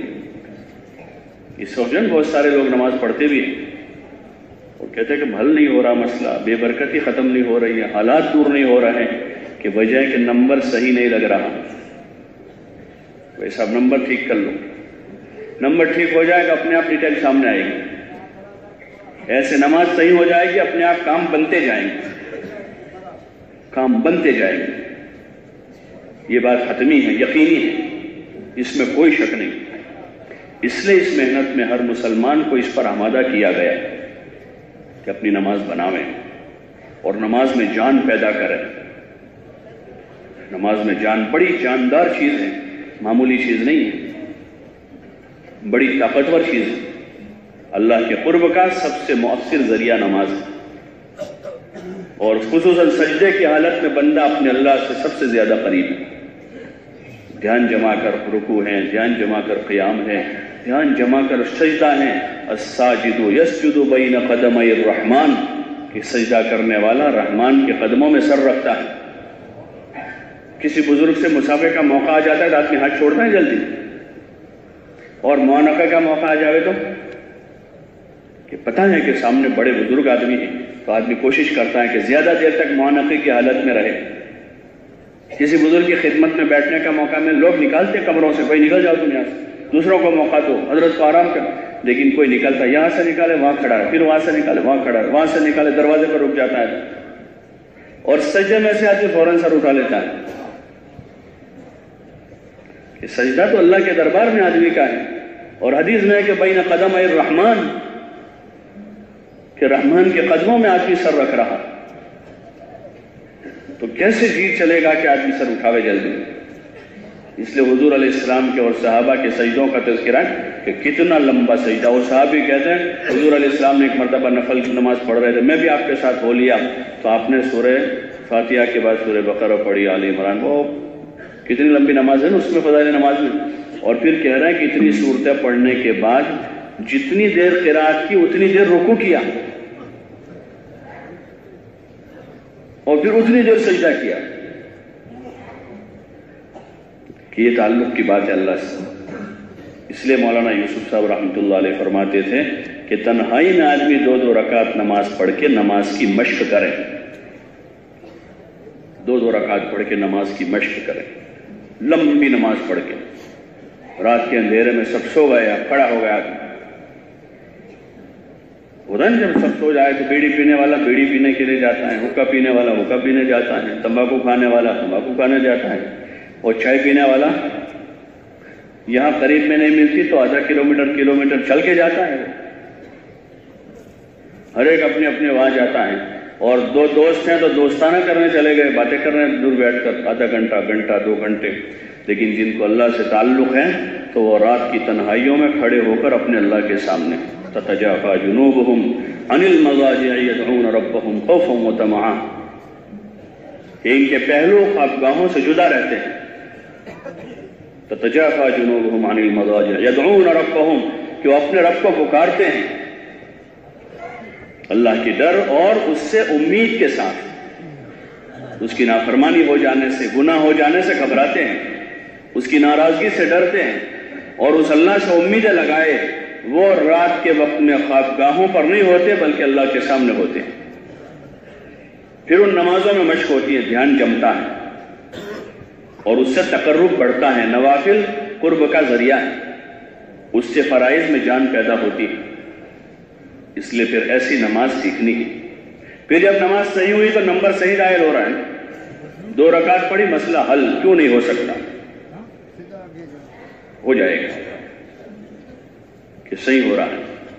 ایک آدمی ڈائل کر رہا ہے 1 مرتبہ 2 مرتبہ 3 مرتبہ 4، نہیں جا رہا ہے، وہ پریشان ہو رہا ہے، بھائی کیوں نہیں جا رہا ہے؟ سامنے والا دوسرا آدمی کیا کر رہا ہے کہ نہیں جا رہا ہے، میں ڈائل کر رہا ہوں۔ بولے آپ جو کوڈ لگا رہے ہیں وہ غلط ہے، تمہارے ملک کا کوڈ جو ہے 92 ہے، آپ 93 لگا رہے ہیں، اس لیے نہیں جا رہا ہے۔ تو ایسے بہت سے کہ بھائی نماز پڑھتے ہیں پھر بھی مسئلہ حل نہیں ہو رہا ہے، بہت سی مرتبہ صلاۃ الحاجت پڑھی اور بہت سی مرتبہ صلاۃ التوبہ پڑھی، بہت سی مرتبہ نماز پڑھی لیکن نہیں ہو رہا ہے، تو کہیں کوڈ غلط جا رہا ہے کہ مسئلہ حل نہیں ہو رہا ہے، قیام میں کمی ہے، علم الہی کے بغیر نماز ہے، علم نہیں ہے نماز کا۔ تکبیر تحریمہ فرض ہے، پہلی تکبیر جو ہے نماز میں وہ ہر ایک کو کہنی ہے، امام کو بھی مقتدیوں کو بھی۔ اب بغیر تکبیر تحریمہ کے آدمی نے ہاتھ امتن آتے ہیں تو کھڑے ہو کر یوں کرتے ہاتھ باندھ دیتے ہیں، تو داخل ہی نہیں ہوئے، کوڈ ہی نہیں لگایا کہ اندر جانے کا کہ تکبیر تحریمہ بولے نہیں۔ ایسے اور کوئی جہالت ہے نماز میں ایسی کہ جس سے یا تو نماز کی ابتدا نہیں ہوئی یا ابتدا ہوئی لیکن وہ نماز فاسد ہو گئی۔ تو اس لیے نماز اور دیگر عبادات اور پوری زندگی سے متعلق علم الہی، اس کا علم ہر ایک کے لیے ضروری ہے، اتنا علم سیکھنا ہر ایک پر فرض ہے۔ تجارت سے پہلے وہ علم فرض ہے، شادی سے پہلے اتنا علم سیکھنا فرض ہے کہ آدمی کی نماز صحیح ہو، اور دیگر زندگی میں جو فرائض ہیں ان فرائض کا علم۔ لوگ شادی سے پہلے گھر کی فکر کرتے ہیں، 10 سال شادی لیٹ کرتے ہیں، 20 سال کی عمر سے انتظار میں کہ ہمارا گھر بن جائے پھر شادی کر لیں گے، 10 سال انتظار کر لیتے، کاروبار ہمارا جم جائے پھر شادی کر لیں گے، 5 سال انتظار کر لیتے کاروبار جمنے کا، لیکن شادی کا دین سیکھنے کے لیے 1 دن انتظار نہیں کرتے کہ بھئی شادی کا دین سیکھ کے پھر شادی کریں گے۔ اپنے ذمے جو اللہ کے فرائض ہے اس کو سیکھ کر پھر ہم آگے کی اپنا کام کریں، تو اس کے لوگ کہتے ہیں اصل میں کاروبار کا مسئلہ ہے، سروس کا مسئلہ ہے۔ جو فرائض اللہ کے ان فرائض میں کوتاہی ہے، اس کوتاہی کے ساتھ آدمی جو کام کرے گا اس کام میں برکت نہیں ہوگی، اس میں آدمی الجھے گا، ایک الجھن دور کرنے جائے گا دوسری آئے گی، دوسری دور کر تیسری آئے گی، جہالت کی وادیوں میں آدمی گھومتا رہے گا، بھٹکتا ہی رہے گا۔ اور اگر علم الہی سیکھ لیا ہے تو سمجھے کہ آدمی ہائی وے پر آ گیا، موٹر وے پر ہے، گاڑی چلتی جائے گی زندگی، اب زندگی کے جتنے مراحل ہیں کہیں جام نہیں ہوگا، اور ایک آدمی راستے پر نہیں چڑھا، گلیوں میں بھٹک رہا، جہالت کے ساتھ ہے، اس کو پتا کبھی اس گلی میں جا رہا ہے، کبھی ادھر جا رہا ہے، کبھی ادھر جا رہا ہے، کبھی ادھر جا رہا ہے، خود پریشان ہے دوسروں کو پریشان کر رہا ہے۔ ایسے جہالت کے ساتھ جو دنیا کا نظام چل رہا ہے اس وقت، گھروں کا نظام، محلوں کا، بستیوں کا، کاروبار کا، شعبوں کا، وہ جہالت کے ساتھ علم الہی کے بغیر ہے۔ علم الہی جو ہے وہ الماریوں میں، کتب خانے بھرے ہوئے ہیں، گھروں میں قرآن رکھے ہوئے ہیں، 2 نسخے، 3 نسخے، 4 نسخے ہیں، 5 نسخے ایک گھر میں خلا میں پاک کے پڑے ہیں، لیکن وہ اپنی جگہ پر ہے اور اس کو ضرورت ہے اپنی جگہ جانے کی.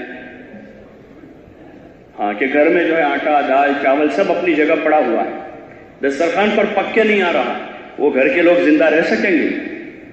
ارے بھائی زندہ رہ سکیں کہ گھر میں سال بھر کا اناج بھرا ہوا ہے، آٹا دال تیل سبزی ترکاری سب، وہ سب فریز میں رکھا ہوا ہے، بہت حفاظت کے ساتھ کہ خراب نہ ہو جاوے، اس میں کیڑے نہ لگ جاوے، بہت حفاظت کے ساتھ رکھا ہے، لیکن وہ اپنے راستے سے لوگوں کے پیٹ تک نہیں جا رہا ہے، تو اس گھر کے لوگ زندہ رہیں گے؟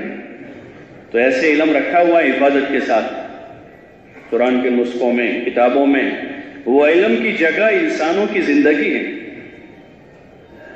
کہ معاشرت کا علم معاشرت میں آوے، معاملات کا علم معاملات میں آوے، تجارت کا علم تجارت میں آوے، اور شادی بیاہ کا علم شادی بیاہ میں آوے. کہ شادی تو پوری جہالت کے ساتھ ہو رہی ہے اور آدمی حضور والی برکتیں مانگ رہا ہے اس شادی میں. امام صاحب دعا کر رہے ہیں کہ اللہ جیسے حضرت آدم و حوا میں محبت تھی ایسی محبت ہی میاں بیوی میں کر دے، لیکن ان کا تو سارا اناج فریز میں پڑا ہوا ہے.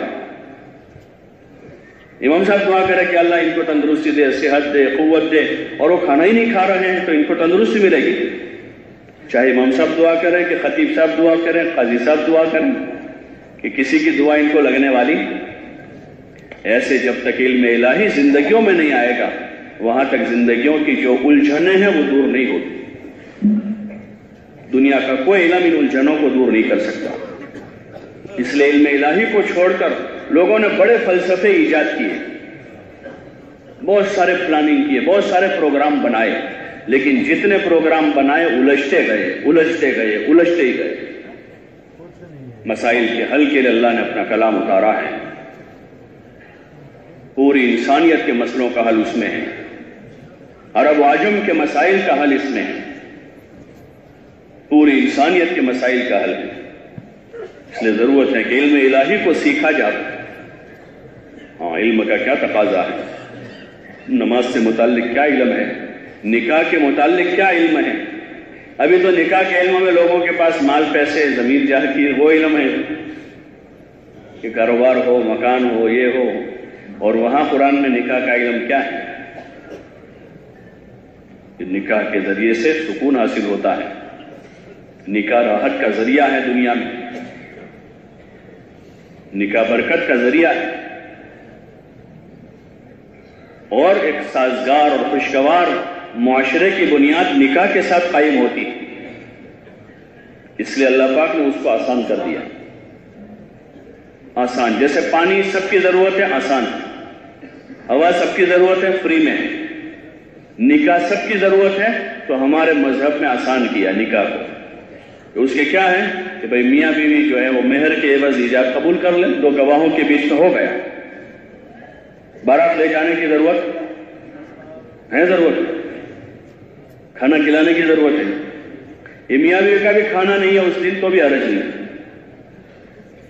ان 2 کا بھی نہیں تو مسئلہ نہیں، وہ ضروری نہیں کہ وہ نکاح جو ہے وہ اپنے مہر کے عوض میں 2 گواہوں کے بیچ میں قبول کر لیں، اور اگر مہر کی رقم موجود نہیں تو ادھار کر لیں. اب رہا مسئلہ کوئی، اب کوئی مشکل ہے اس میں کہ اس کو اتنا آسان کہ غریب سے غریب آدمی بھی وقت پر اپنا نکاح کر کے اپنے عفت و عصمت کی اپنے ایمان کی حفاظت کریں اور اپنے ایمان کی تکمیل کریں اور اپنے معاشرے کو فساد سے پاک کر دیں، ورنہ معاشرے میں فساد پھیلے گا. یہ علم ہے اللہ کا اتارا ہوا کہ آسان چیز ہے. اور حضور علیہ السلام نے اپنے عمل سے بتایا. آپ نے 11 نکاح کی، 11 نکاح کی، اور اپنی 4 بیٹیوں کو رخصت کیا آپ نے، اور امت کو یہ نمونہ بتایا کہ دیکھو اتنا آسان، اتنا آسان. ہاں اور پھر آپ کے نکاح میں جو آئی ہیں جو عورتیں وہ بڑے باپ کی بڑی بڑی بیٹیاں تھیں. ابھی ہوتے ہیں ہمارا تو اصل میں خاندانی لیول بہت اونچا ہے اور ہماری قوم کا ایک معیار ہے اور ہماری تو ایک اسٹیٹس بہت اوپر ہے، اس لیے ہم کو تھوڑا ایسا کرنا پڑتا ہے ویسا کرنا پڑتا ہے. وہ ایک ہوا بنایا ہے لوگوں نے، ایک ہوا بنایا ہوا. اس حضور علیہ السلام کے نکاح میں آنے والی جو بیویاں ہیں، حضرت ام حبیبہ ابو سفیان مکہ کے سردار کی بیٹی تھی، حضرت عائشہ وہ صدیق اکبر کی بیٹی ہے جو مکے کے بہت بڑے آدمی تھے، بڑے رئیس آدمی تھے۔ حضرت صفیہ جو ہے وہ یہودی سردار کی بیٹی ہے، اور خود آپ امام الانبیاء والمرسلین ہیں، آپ سے بڑھ کر اور کون ہو سکتا ہے؟ اور آپ کی بیٹی جو ہے وہ سیدۃ النساء اہل الجنہ ہیں، حضرت فاطمہ ہیں۔ ایک سادہ سا زندگی وہ علم الہی کی روشنی میں ہے، اس محنت سے شاہ جا رہا ہے۔ تو حضور والا یہ مبارک علم سیکھ کے ہر آدمی اپنی زندگی کو آسان کر دے، سارے بندھنوں سے آزاد ہو جائے، اور سادہ زندگی آسان سی زندگی ہو۔ تجارت اس ترتیب پر قائم ہو جائے کہ جس تجارت میں جھوٹ نہیں ہے، سود نہیں ہے، دھوکہ نہیں ہے، غبن نہیں ہے، جہاں امانت ہے، دیانت ہے، تاکہ فساد ختم ہو جائے اور مال پاک ہو جائے۔ وہی مال ٹرن اوور ہو رہا ہے سود سے، دھوکے سے، جھوٹ سے، تو وہ ناپاک ٹرن اوور ہو رہا ہے، پاک نہیں ہے وہ۔ اور اگر وہی مال امانت پر، دیانت پر ٹرن اوور ہو رہا ہے، مارکیٹ میں تبادلہ ہو رہا ہے مال کا، تو یہ مال حلال جا رہا ہے، اور حلال کے اندر اچھے اثرات ہیں۔ ہاں، لقمہ عمل کا بیج ہے، علماء نے لکھا ہے کہ لقمہ عمل کا بیج ہے، جیسا لقمہ جائے گا ویسا عمل نکلے گا۔ اگر اندر لقمہ پاک جا رہا ہے تو اچھے کاموں کی توفیق ہوگی۔ اللہ پاک نے انبیاء سے کہا کلوا من الطیبات وعملوا صالحا، کہ پاک روزی کھاؤ اور اچھے کام کرو۔ علماء نے نتیجہ نکالا کہ پاک روزی جائے گی تو عمل اچھا ہوگا۔ اس کے لیے علم الہی ہے، تاجر اپنی تجارت کا، کاشتکار کاشتکاری کا، ملازم ملازمت کا، گھر بیٹھ کر کھانے والا اس کا علم لے کہ گھر بیٹھ کر کیا کھا سکتا ہوں، کیا نہیں کھا سکتا۔ زکوٰۃ دینے والا دینے کا علم لے، اور زکوٰۃ قبول کرنے والا قبول کرنے کا، کہ میں لے سکتا ہوں کہ نہیں لے سکتا، کتنا لے سکتا ہوں، کب لے سکتا ہوں۔ یہ علم ہے، علم الہی کی روشنی میں زندگی آوے۔ اس کو اس محنت میں جگہ دی گئی کہ ہر انسان علم الہی کو سیکھے، کوئی جاہل نہ رہے۔ جہالت بہت بڑا عیب ہے، ہاں، فقر عیب نہیں۔ حضور علیہ السلام نے فقیری کی زندگی پسند کی، آپ کو اختیار دیا گیا کہ آپ بادشاہت والی نبوت چاہتے ہیں فقیری والی، تو آپ کہہ رہے ہیں مجھے فقیری والی نبوت چاہیے۔ تو فقیری کوئی عیب نہیں ہے، جہالت عیب ہے۔ جاہل آدمی اپنے اللہ سے غافل ہے، اپنے رسول سے ناواقف ہے، اپنے دین سے ناواقف ہے، یہ جہالت ہے۔ اس جہالت کو دور کرنے کی کوشش ہمیں کرنی ہے کہ ہم اپنی جہالت دور کر دیں اور علم الہی کو سیکھیں۔ جس وقت کا جو عمل ہے اس سے اس عمل کا علم لیں۔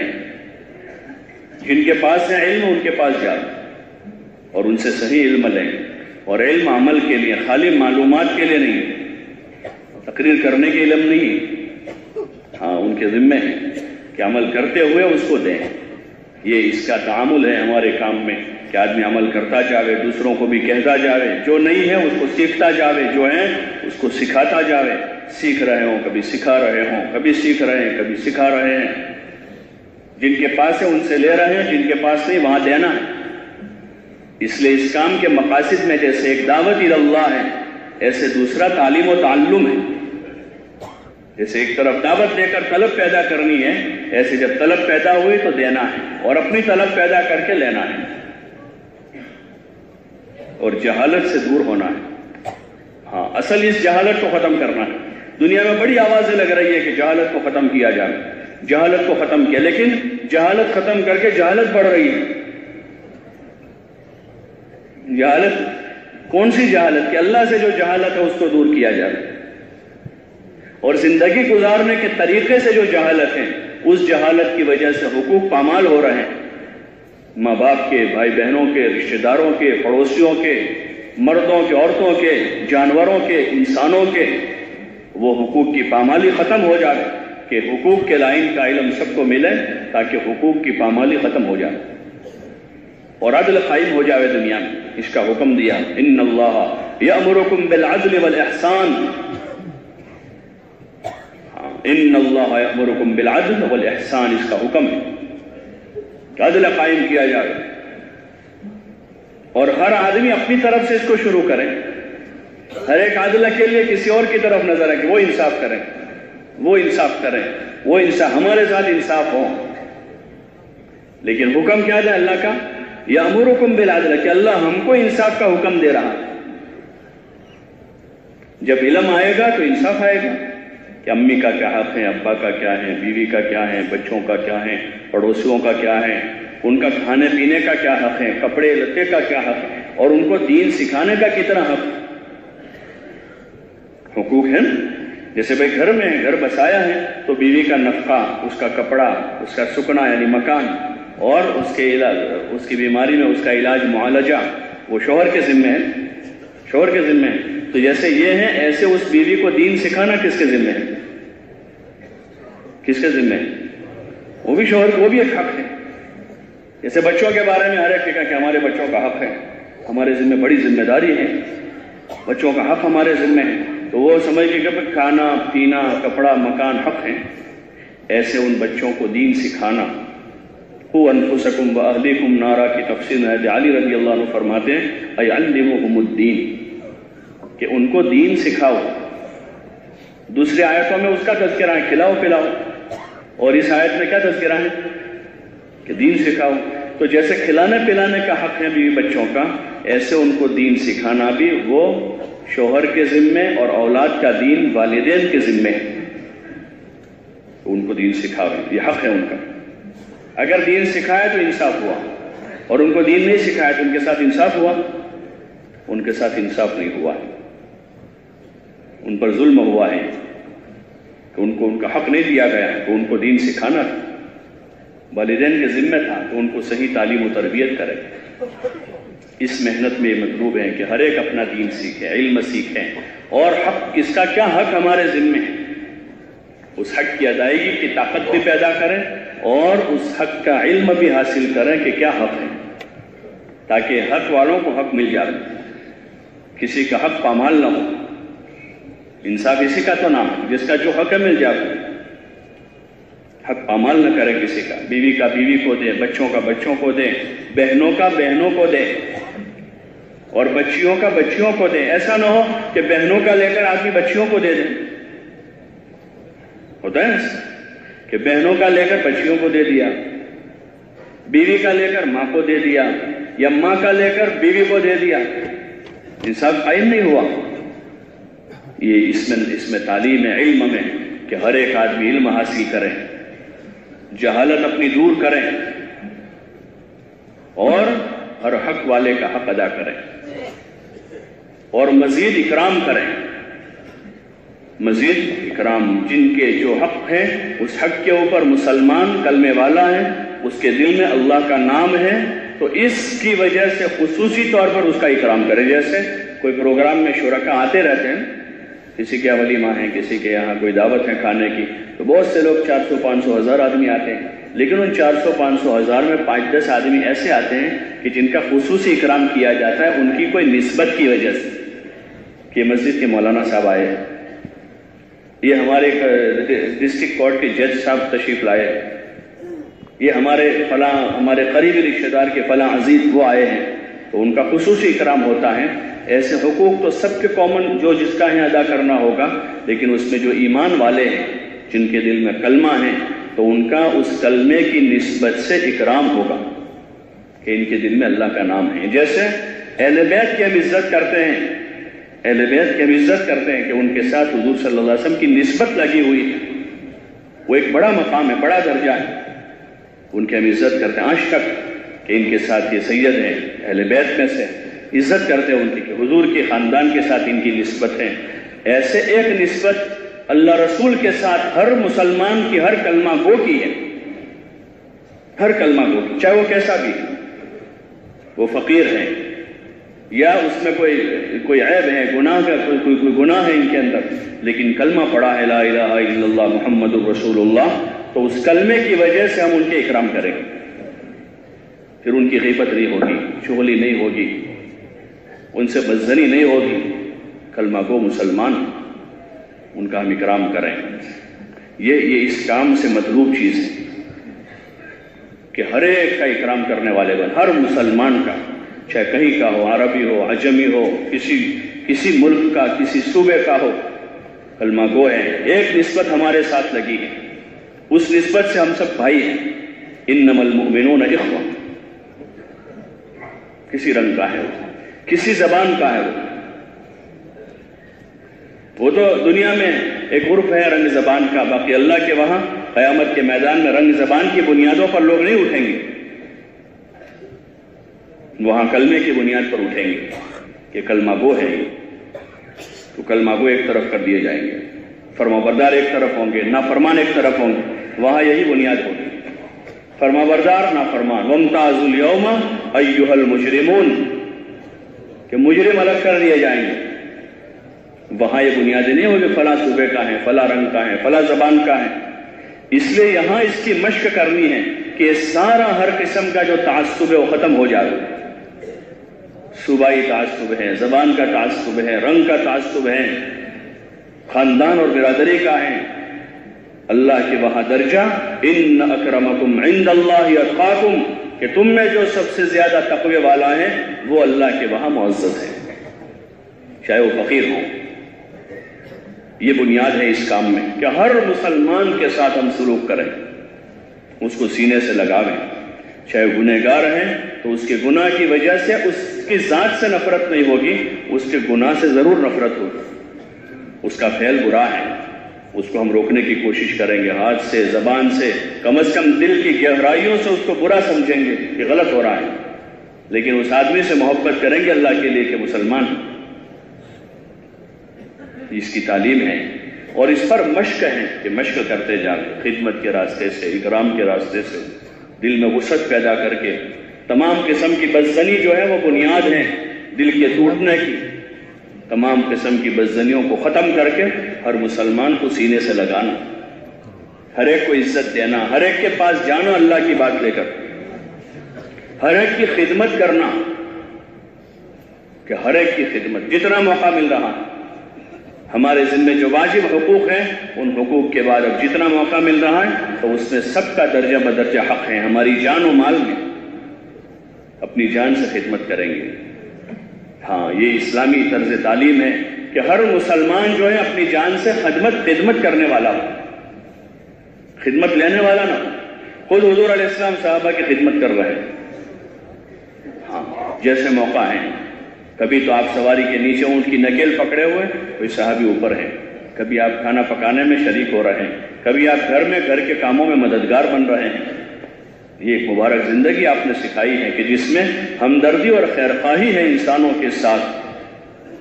خدمت کا جذبہ ہے کہ اپنی ذات سے، اپنی جان سے، اپنے مال سے اللہ کے بندوں کی خدمت کرنا، یہ بہت بڑا کام ہے. اور ہر ایک کے ساتھ یہ سلوک کرنا، ہر ایک کو اپنانا، ہر ایک کو اپنا بنانا. جب یہ چیز آئے گی تو پھر رشتہ داروں کا مزید حق ہو جائے گا اور والدین کا سب سے اوپر ہو جائے گا، جن کو آج سب سے زیادہ بھلا دیا گیا، جن کو سب سے زیادہ بھلا دیا گیا. جب یہ حقوق کی معرفت ہوگی، علم الہی آئے گا اور حقوق کی معرفت کے ساتھ حق ادا کرنے سے اوپر اکرام کا جذبہ پیدا ہوگا کہ ہم اکرام کریں. جیسے میں نے کہا حق تو یہ ہے آنے والے کو کھلا دیا، دعوت دی تھی، آیا کھلایا. لیکن چند مہمان ایسے آتے ہیں کہ جن کا خصوصی اکرام کیا جاتا ہے، ان کے استقبال میں کھڑا ہوا جاتا ہے، ان کو لا کر وہاں سے لے کر آیا جاتا ہے، ان کے کھانے کا ایک خصوصی نظام کیا جاتا ہے. ایسے ہر کلمہ گو کا اکرام، ہر کلمہ گو کا، چاہے کہیں بھی ہے وہ، یہ جذبہ اپنے اندر بنانا ہے. اور اس کے خلاف کے جو جذبات ہمارے بنے ہیں اندر، بدزنی کے راستے سے، بدزنی کے راستے سے جو بنے، اس کو ختم کر کے فلاں ایسا ہے، یہ ویسا ہے، وہ ویسا ہے، وہ سارا ختم کر کے ہمیں اپنے دل کو پاک کرنا ہے. جیسے ظاہری نجاستوں کی بدبو پھیلتی ہے، ظاہری نجاستیں ہیں، پاخانہ ہیں، گوبر ہیں، جب لگتا ہے تو اس کی بدبو، ایسے یہ باطینی نجاستیں ہیں. جیسے کفر و شرک کی نجاست ہیں، ایسے بدزنی ہیں، غیبت ہیں، حسد ہیں، چغلی ہیں، اس کی یہ نجاست ہیں. ظاہری نجاست کو ہم پسند نہیں کرتے. کوئی بھی عقل و شعور والا مسلمان اپنے جسم پر، کپڑے پر، جوتے پر، ارے جوتے پر بھی گندگی پسند نہیں کرتے. ہم جوتے پر لگ جاوے آدمی جب تک صاف نہیں کرتا چین سے نہیں بیٹھتا. اچھی طرح دھو نہیں لیتا تو چین سے نہیں بیٹھتا. ایسے باطنی نجاستیں ہیں جو دلوں کے اندر اتری ہوئی ہیں. جیسے کفر و شرک سے ہم نفرت کرتے ہیں، وہ اونچے درجے کی نجاست و غلاظت ہیں. ایسے یہ بدزنی ہیں، غیبت ہیں، چغلی ہیں، حسد ہیں، وہ ایک قسم کی غلاظت ہے ہمارے دل میں. کبر ہیں. اکرام کے راستے سے اس کو ختم کرنا ہے. تواضع پیدا ہو ہمارے اندر، جو صفت ہے. اور ریا اور شہرت کا ناپاک جذبہ ایک ماحول میں رہتے رہتے چیزیں پیدا ہو جاتی ہیں. جیسے بارش کے موسم میں زمین میں کسان اپنا غلہ ڈالتا ہے تو اس ماحول میں اور بھی چیزیں اگاتی ہیں، اندر سے زمین سے زائد چیزیں زوائد نکل آتی ہیں، تو ان سب کو کسان وقت پر صاف کرتا رہتا ہے، ورنہ وہ اصل کو خراب کر دیتے. ایسے دنیا کے اس ماحول میں ان گندگیوں کو پاک کرنا ہے. ہاں، ریا کی گندگی ہے، شہرت گندگی ہے، شہرت کا ناپاک جذبہ ہے. کہ خالص عمل اللہ کے لیے ہمارا جینا، مرنا، اٹھنا، بیٹھنا، سونا، جاگنا، کھانا، پینا، ہماری نماز، ہماری جانی عبادتیں، مالی عبادتیں. قل ان صلاتی ونسکی ومحیای ومماتی للہ رب العالمین. کہ اور کوئی جذبہ نہیں، کچھ نہیں چاہتے، نہ ملک چاہتے نہ مال، حقیقت میں نہیں چاہتے ہیں. بڑا مجمع ہے کہ وہ نہیں چاہتا ہے. بہت کم لوگ دنیا میں جو ملک و مال چاہتے ہیں، لیکن اس کے علاوہ بہت سی چیزیں جو ہماری چاہت بن جاتی ہم کو پتہ نہیں ہوتا. شہرت چاہت بن جاتی کہ پتہ نہیں ہوتا، یا اور کوئی اغراض و مقاصد شامل ہو جاتے ہیں. اس لیے مولانا یوسف صاحب رحمۃ اللہ علیہ فرماتے تھے کہ ہر عمل کے شروع میں نیت کریں. تصحیح نیت، 5واں نمبر جو ہے نا ہمارا 5واں، وہ تصحیح نیت، کہ نیت کو صحیح کریں. تصحیح نیت. اور پھر درمیان عمل دیکھیں کہ بھئی کیا اسی نیت پر باقی ہم جو کی تھی. اگر نہیں ہے تو تجدید کریں کہ بھئی ہماری نیت بدل گئی. گھر سے نکلے تھے خالص اللہ کے واسطے، دین سیکھنے کے لیے، دنیا میں دین زندہ ہو اس کی کوشش کے لیے، لیکن نکل کر نیت اندر بدلی ہے کہ تھوڑا گھوم بھی لیں گے، تھوڑا پھر بھی لیں گے، تھوڑا کھا بھی لیں گے. یہ فاسد نیتیں اندر آئی تھی. اب تک کہ نہیں، گھومنا پھرنا نہیں، اللہ کے غیر سے نظر بچانا ہے. جیسے گشتوں میں مشق کرتے ہیں، کبھی نیچے دیکھیں اور ادھر ادھر نہ دیکھیں. حرام دنیا تو ہے ہی، لیکن جو حلال ہے اس کو بھی نہیں دیکھیں، نظر بچائیں گے. کیا ویسے نیت کو محفوظ رکھیں گے. پھر اختتام عمل پر کہ بھئی کیا نیت کی، اب عمل ختم ہو رہا ہے، پورا ہو رہا ہے، کیا نیت ہے. کوئی دوسرے جذبات تو پیدا نہیں ہو گئے دنیا کمانے کے. کہیں ایسا نہ ہو کہ اللہ کا کام کرتے کرتے ہوس دنیا کی بڑھ جائے. یہ تو بڑی ہلاکت ہو جائے کہ کام اللہ کا کر رہے ہیں، ہوس دنیا کی بڑھ گئی، کہ وہ نیت کے فساد کی وجہ سے دوسری چیزیں پیدا ہو جاتی ہیں. کہ صحیح نیت ہر وقت رہیں، اپنی نیت کو صحیح کریں. نیت میں فساد نہ پیدا ہوگا، لیکن اس کو جگہ نہ دیں. ہوتا ہے نا بھائی، محلے میں ہمارا گھر ہے، بہت سے لوگ آج دروازہ بند رکھتے ہیں، چور بھی آتے ہیں، ڈاکو بھی آتے ہیں، لٹیرے بھی آتے ہیں، لیکن آدمی اپنی سیفٹی کرتا ہے، گھر کا دروازہ بند رکھتا ہے کہ گھس نہ جائے کوئی اندر، کیونکہ وہ تو موقع ملتے ہی آ جائیں گے. ایسے یہ مفاسد جو ہیں اور نیت کا فساد، اس کو جیسے موقع ملے گا داخل ہو جائے گا. اس کو نکالنا پڑے گا اور محفوظ انتظام کرنا پڑے گا. ہر وقت چوکن نہ رہ کر ایک آدمی کہے کہ میں نے ہفتے بھر گھر بند رکھا، لاک رکھا تھا، بس 2 گھنٹے کھول دیا، کوئی آ کے سب لوٹ گیا. بھئی آپ کی بھول ہیں، جیسے ہفتے بھر بند تھا، یہ 2 گھنٹے بھی بند رکھنا تھا. ایک آدمی کہا کہ میں روزانہ دکان لاک کر کے بس ایک ہی دن خالی کھولی رکھ کے چلا گیا گھر اور میری دکان لوٹ گئی، تو لوگ اس کو عقل مند کہیں گے. ہیں بھائی ماشاءاللہ بڑے اچھے آدمی ہے، روزانہ بند رہا، بس ایک ہی دن کھلی رکھی ہیں. اچھا انشاءاللہ. کہ ایسے جو ہیں نیت ہر وقت آدمی کو چوکنا رہنا پڑتا ہے. بعض مرتبہ خروج ختم ہو رہا ہے، آخری دن نیت میں فساد پیدا ہوا. آخری دن کہ یہاں کوئی خوبصورت جگہ ہے، امیر صاحب نے جانے تو نہیں دیا، لیکن نیت کر کے گئے کہ یہاں میں بھی آؤں گا، بیوی کو لے کر آؤں گا. اور زیادہ فساد پیدا ہوا کہ اس وقت تو نہیں گئے، لیکن نیت کر کے گئے یہاں سے کہ بہت اچھی گھومنے کی جگہ ہے، وہ فساد پیدا ہوا نیت. تو ایسے چوکنا رہنا پڑتا ہے کہ آدمی نیت میں فساد پیدا نہ ہو. کہ پورا سفر اچھا کیا، آخری دن کہیں جگہ ہاں یہ کاروبار بہت اچھا ہے، یہاں سے نیت لے کر آدمی جا رہا کہ یہاں تو ہمارے جذبات خالص اور خالص اللہ کے لیے رہے، کچھ نہیں چاہتے ہم، نہ ملک چاہتے ہیں، نہ مال چاہتے ہیں، نہ کاروبار چاہتے ہیں، نہ شہرت چاہتے ہیں، نہ عزت چاہتے ہیں، صرف اللہ چاہتے ہیں۔ قل ان صلاتی ونسکی ومحیای ومماتی للہ رب العالمین، کہ ہماری جانی عبادتیں، ہماری مالی عبادتیں، ہمارا جینا، ہمارا مرنا صرف اور صرف ایک اللہ کے لیے، اور کوئی غرض ہماری نہیں، کچھ نہیں چاہتے۔ دو آدمیوں کے درمیان میں ہمارا نام پکارا جائے نہیں چاہتے ہیں، کوئی مجلس میں ہمیں آگے بلا لیں ہم یہ بھی نہیں چاہتے، کوئی ہم کو حاجی صاحب قاضی صاحب کہہ دیں ہم یہ بھی نہیں چاہتے، کوئی یہ کہہ دے بہت نیک ہے وہ بھی نہیں چاہتے، ہم تو بس اللہ چاہتے ہیں کہ اللہ مل جائے۔ ہماری نماز سے، روزوں سے، ذکر سے، تلاوت سے، عبادت سے، گشتوں سے، ان ساری چیزوں سے ہم کو اللہ مل جائے اور ہماری آخرت سنور جائے۔ ہمارا مقصود وہ ہے کہ ہمارا مقصود آخرت ہے کہ ہماری آخرت سنور جائے۔ دنیا بہت سنور گئی، وہ کامیابی کی علامت نہیں ہے، اس لیے اس کی زیب و زینت کی طرف ہماری توجہ بھی نہیں ہوتی۔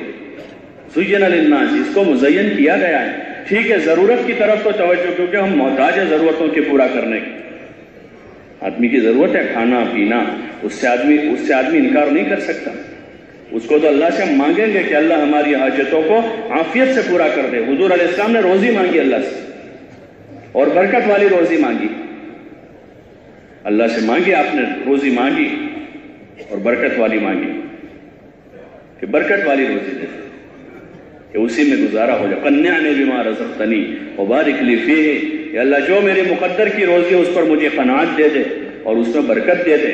اور آل محمد کے لیے بھی آپ نے روزی کی دعا مانگی، اللہم اجعل رزق آل محمد قوتا، کہ اللہ آل محمد کو بقدر کفاف روزی دینا، مانگا۔ یہ نہیں کہ ہم انکار کر کے چلے جائیں گے کہ ہم کو ضرورت نہیں دنیا کی، ہم نہیں کھائیں گے، نہیں سوئیں گے، نہیں پیئیں گے، کپڑے نہیں پہنیں گے، کھانا سونا ہماری ضرورت ہے، اپنی حاجتیں اللہ سے مانگیں گے اور اچھی سے اچھی پوری ہو اس کو مانگیں گے کہ اچھی سے اور پوری ہو۔ حدیثوں میں کہ آخر عمر میں وسعت رزق مانگا حضور علیہ السلام نے، کہ آخر عمر میں چونکہ آدمی کو قوا کمزور ہو جاتے تو وسعت رزق اللہ دے، اس کی تمنا کی حضور نے، لیکن دنیا کی زیب و زینت نہیں مانگیں گے اور اس کے چکر میں نہیں پڑیں گے کہ عالیشان مکان ہو اور بہترین دسترخوان ہو اور قسم قسم کے کپڑے ہوں، حاجتیں ضرورتیں ضرور مانگیں گے، لیکن ہماری توجہ کا مرکز جو ہے وہ دنیا کی زیب و زینت نہیں ہوگی، ہماری توجہ کا مرکز جنت الفردوس ہوگی۔ حضور علیہ السلام نے تعلیم دی اس کی کہ اللہ سے مانگو تو جنت الفردوس مانگو۔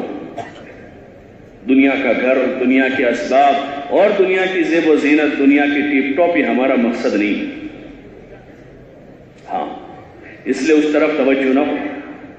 بعض مرتبہ اللہ دین سے، دین کی محنت سے وسعت کرتا ہے، آدمی سمجھتا ہے بڑی برکت ہو رہی ہے، مالی شان محل بناتا ہے اور گارڈن بناتا ہے اور پتہ نہیں کیا کیا کرتا ہے اور سمجھتا ہے کہ بڑی اللہ کی طرف سے رحمت ہے، یہ رحمت نہیں ہے۔ اگر خواہشات پر آدمی جا رہا ہے تو یہ رحمت نہیں ہے، آدمی اسراف کی طرف جا رہا ہے، رحمت نہیں ہے کہ آدمی کو اللہ نے دنیا دی اور دین کی وجہ سے، دین کی محنت کی وجہ سے برکتوں کے دروازے کھولے ہیں، اب اللہ نے برکتوں کے دروازے کھولے اور جو مال میں اضافہ کیا اور جو دنیا کے اسباب اللہ نے دیے ہیں یہ اسباب آخرت بنانے کے لیے دیے۔ جیسے قارون کو اللہ نے کہا تھا وَابْتَغِ فِيمَا آتَاكَ اللَّهُ الدَّارَ الْآخِرَةَ وَلَا تَنْسَ نَصِيبَكَ مِنَ الدُّنْيَا وَأَحْسِنْ كَمَا أَحْسَنَ اللَّهُ إِلَيْكَ، کہ تجھ کو اللہ نے جو دیا ہے نا وَابْتَغِ فِيمَا آتَاكَ اللَّهُ الدَّارَ الْآخِرَةَ، کہ اس سے آخرت بنا لے اپنی، دنیا میں محل بنانے کے لیے نہیں دیا ہے، ہاں ضرورت کا گھر ضرور بنا لیں، ضرورت کا کھانا ضرور کھاوے آدمی، ضرورت کا کپڑا ضرور پہنے، لیکن یہ مال کہیں خواہش کے راستے پر نہ لے کے چلا جائے۔ اس لیے مولانا یوسف صاحب رحمۃ اللہ علیہ فرماتے تھے کہ اس محنت سے ہم یہ چاہ رہے ہیں کہ ہر مسلمان اپنی جان مال کے دھوکے سے نکل جائے کہ جان مال میری ہے، جو ہمارے پاس اللہ کا دیا ہوا ہے وہ اللہ کی امانت ہے، اور امانت کو اس طرح لگانا ہے جس طرح امانت دینے والا راضی ہو جائے۔ امانت دینے والے نے خواہشوں پر لگانے سے منع کیا ہے. امانت دینے والوں نے ضرورت پر لگانے کا حکم دیا ہے کہ اپنی ضرورتوں کو پورا کرو، کھاؤ پیو آرام کرو، اپنی ضرورت کا گھر بناؤ، نکاح کرو، اس کا حکم دیا ہے. ہاں، امانت دینے والے نے خواہش پر لگانے سے روکا ہے کہ مال خواہشات پر لگانے کی چیز نہیں، مال آخرت بنانے کے لیے. جان کی طاقت اللہ نے دی ہے وہ آخرت بنانے کے لیے دی ہے، کھیل کود کے لیے نہیں دی ہے. ہاں، کھیل کود کے لیے نہیں ہے، جسم کی صحت کے لیے ورزش ہے تھوڑی سی، کھیل کود مقصد نہیں ہمارا کہ طاقت اللہ نے دی تو آدمی کھیل میں لگ جائے 2 گھنٹے 4 گھنٹے روزانہ، چاہے دماغی کھیل ہو یا جسمانی کھیل ہو، کس کے لیے نہیں ہے، یہ آخرت بنانے کے لیے ہے.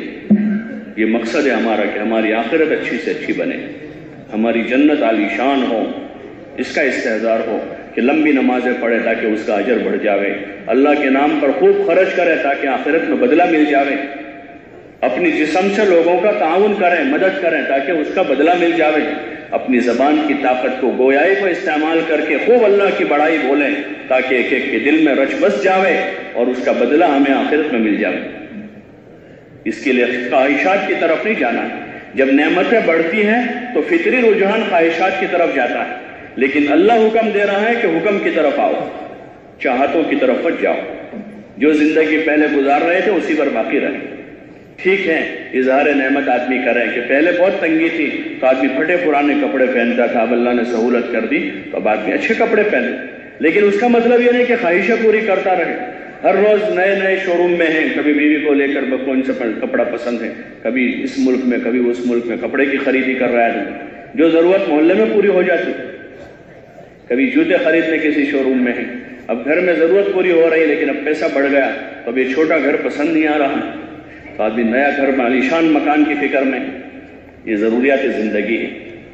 ہاں، ضرورت زندگی کو بقدر ضرورت پورا کر کے باقی جان و مال کو امانت سمجھ کر، اپنی جاگیر نہیں ہے، اپنی جاگیر نہیں ہے، یہ اللہ کی امانت. وَلِلَّهِ مِيرَاثُ السَّمَاوَاتِ وَالْأَرْضِ، کہ زمین آسمان کی میراث اللہ کی ہے.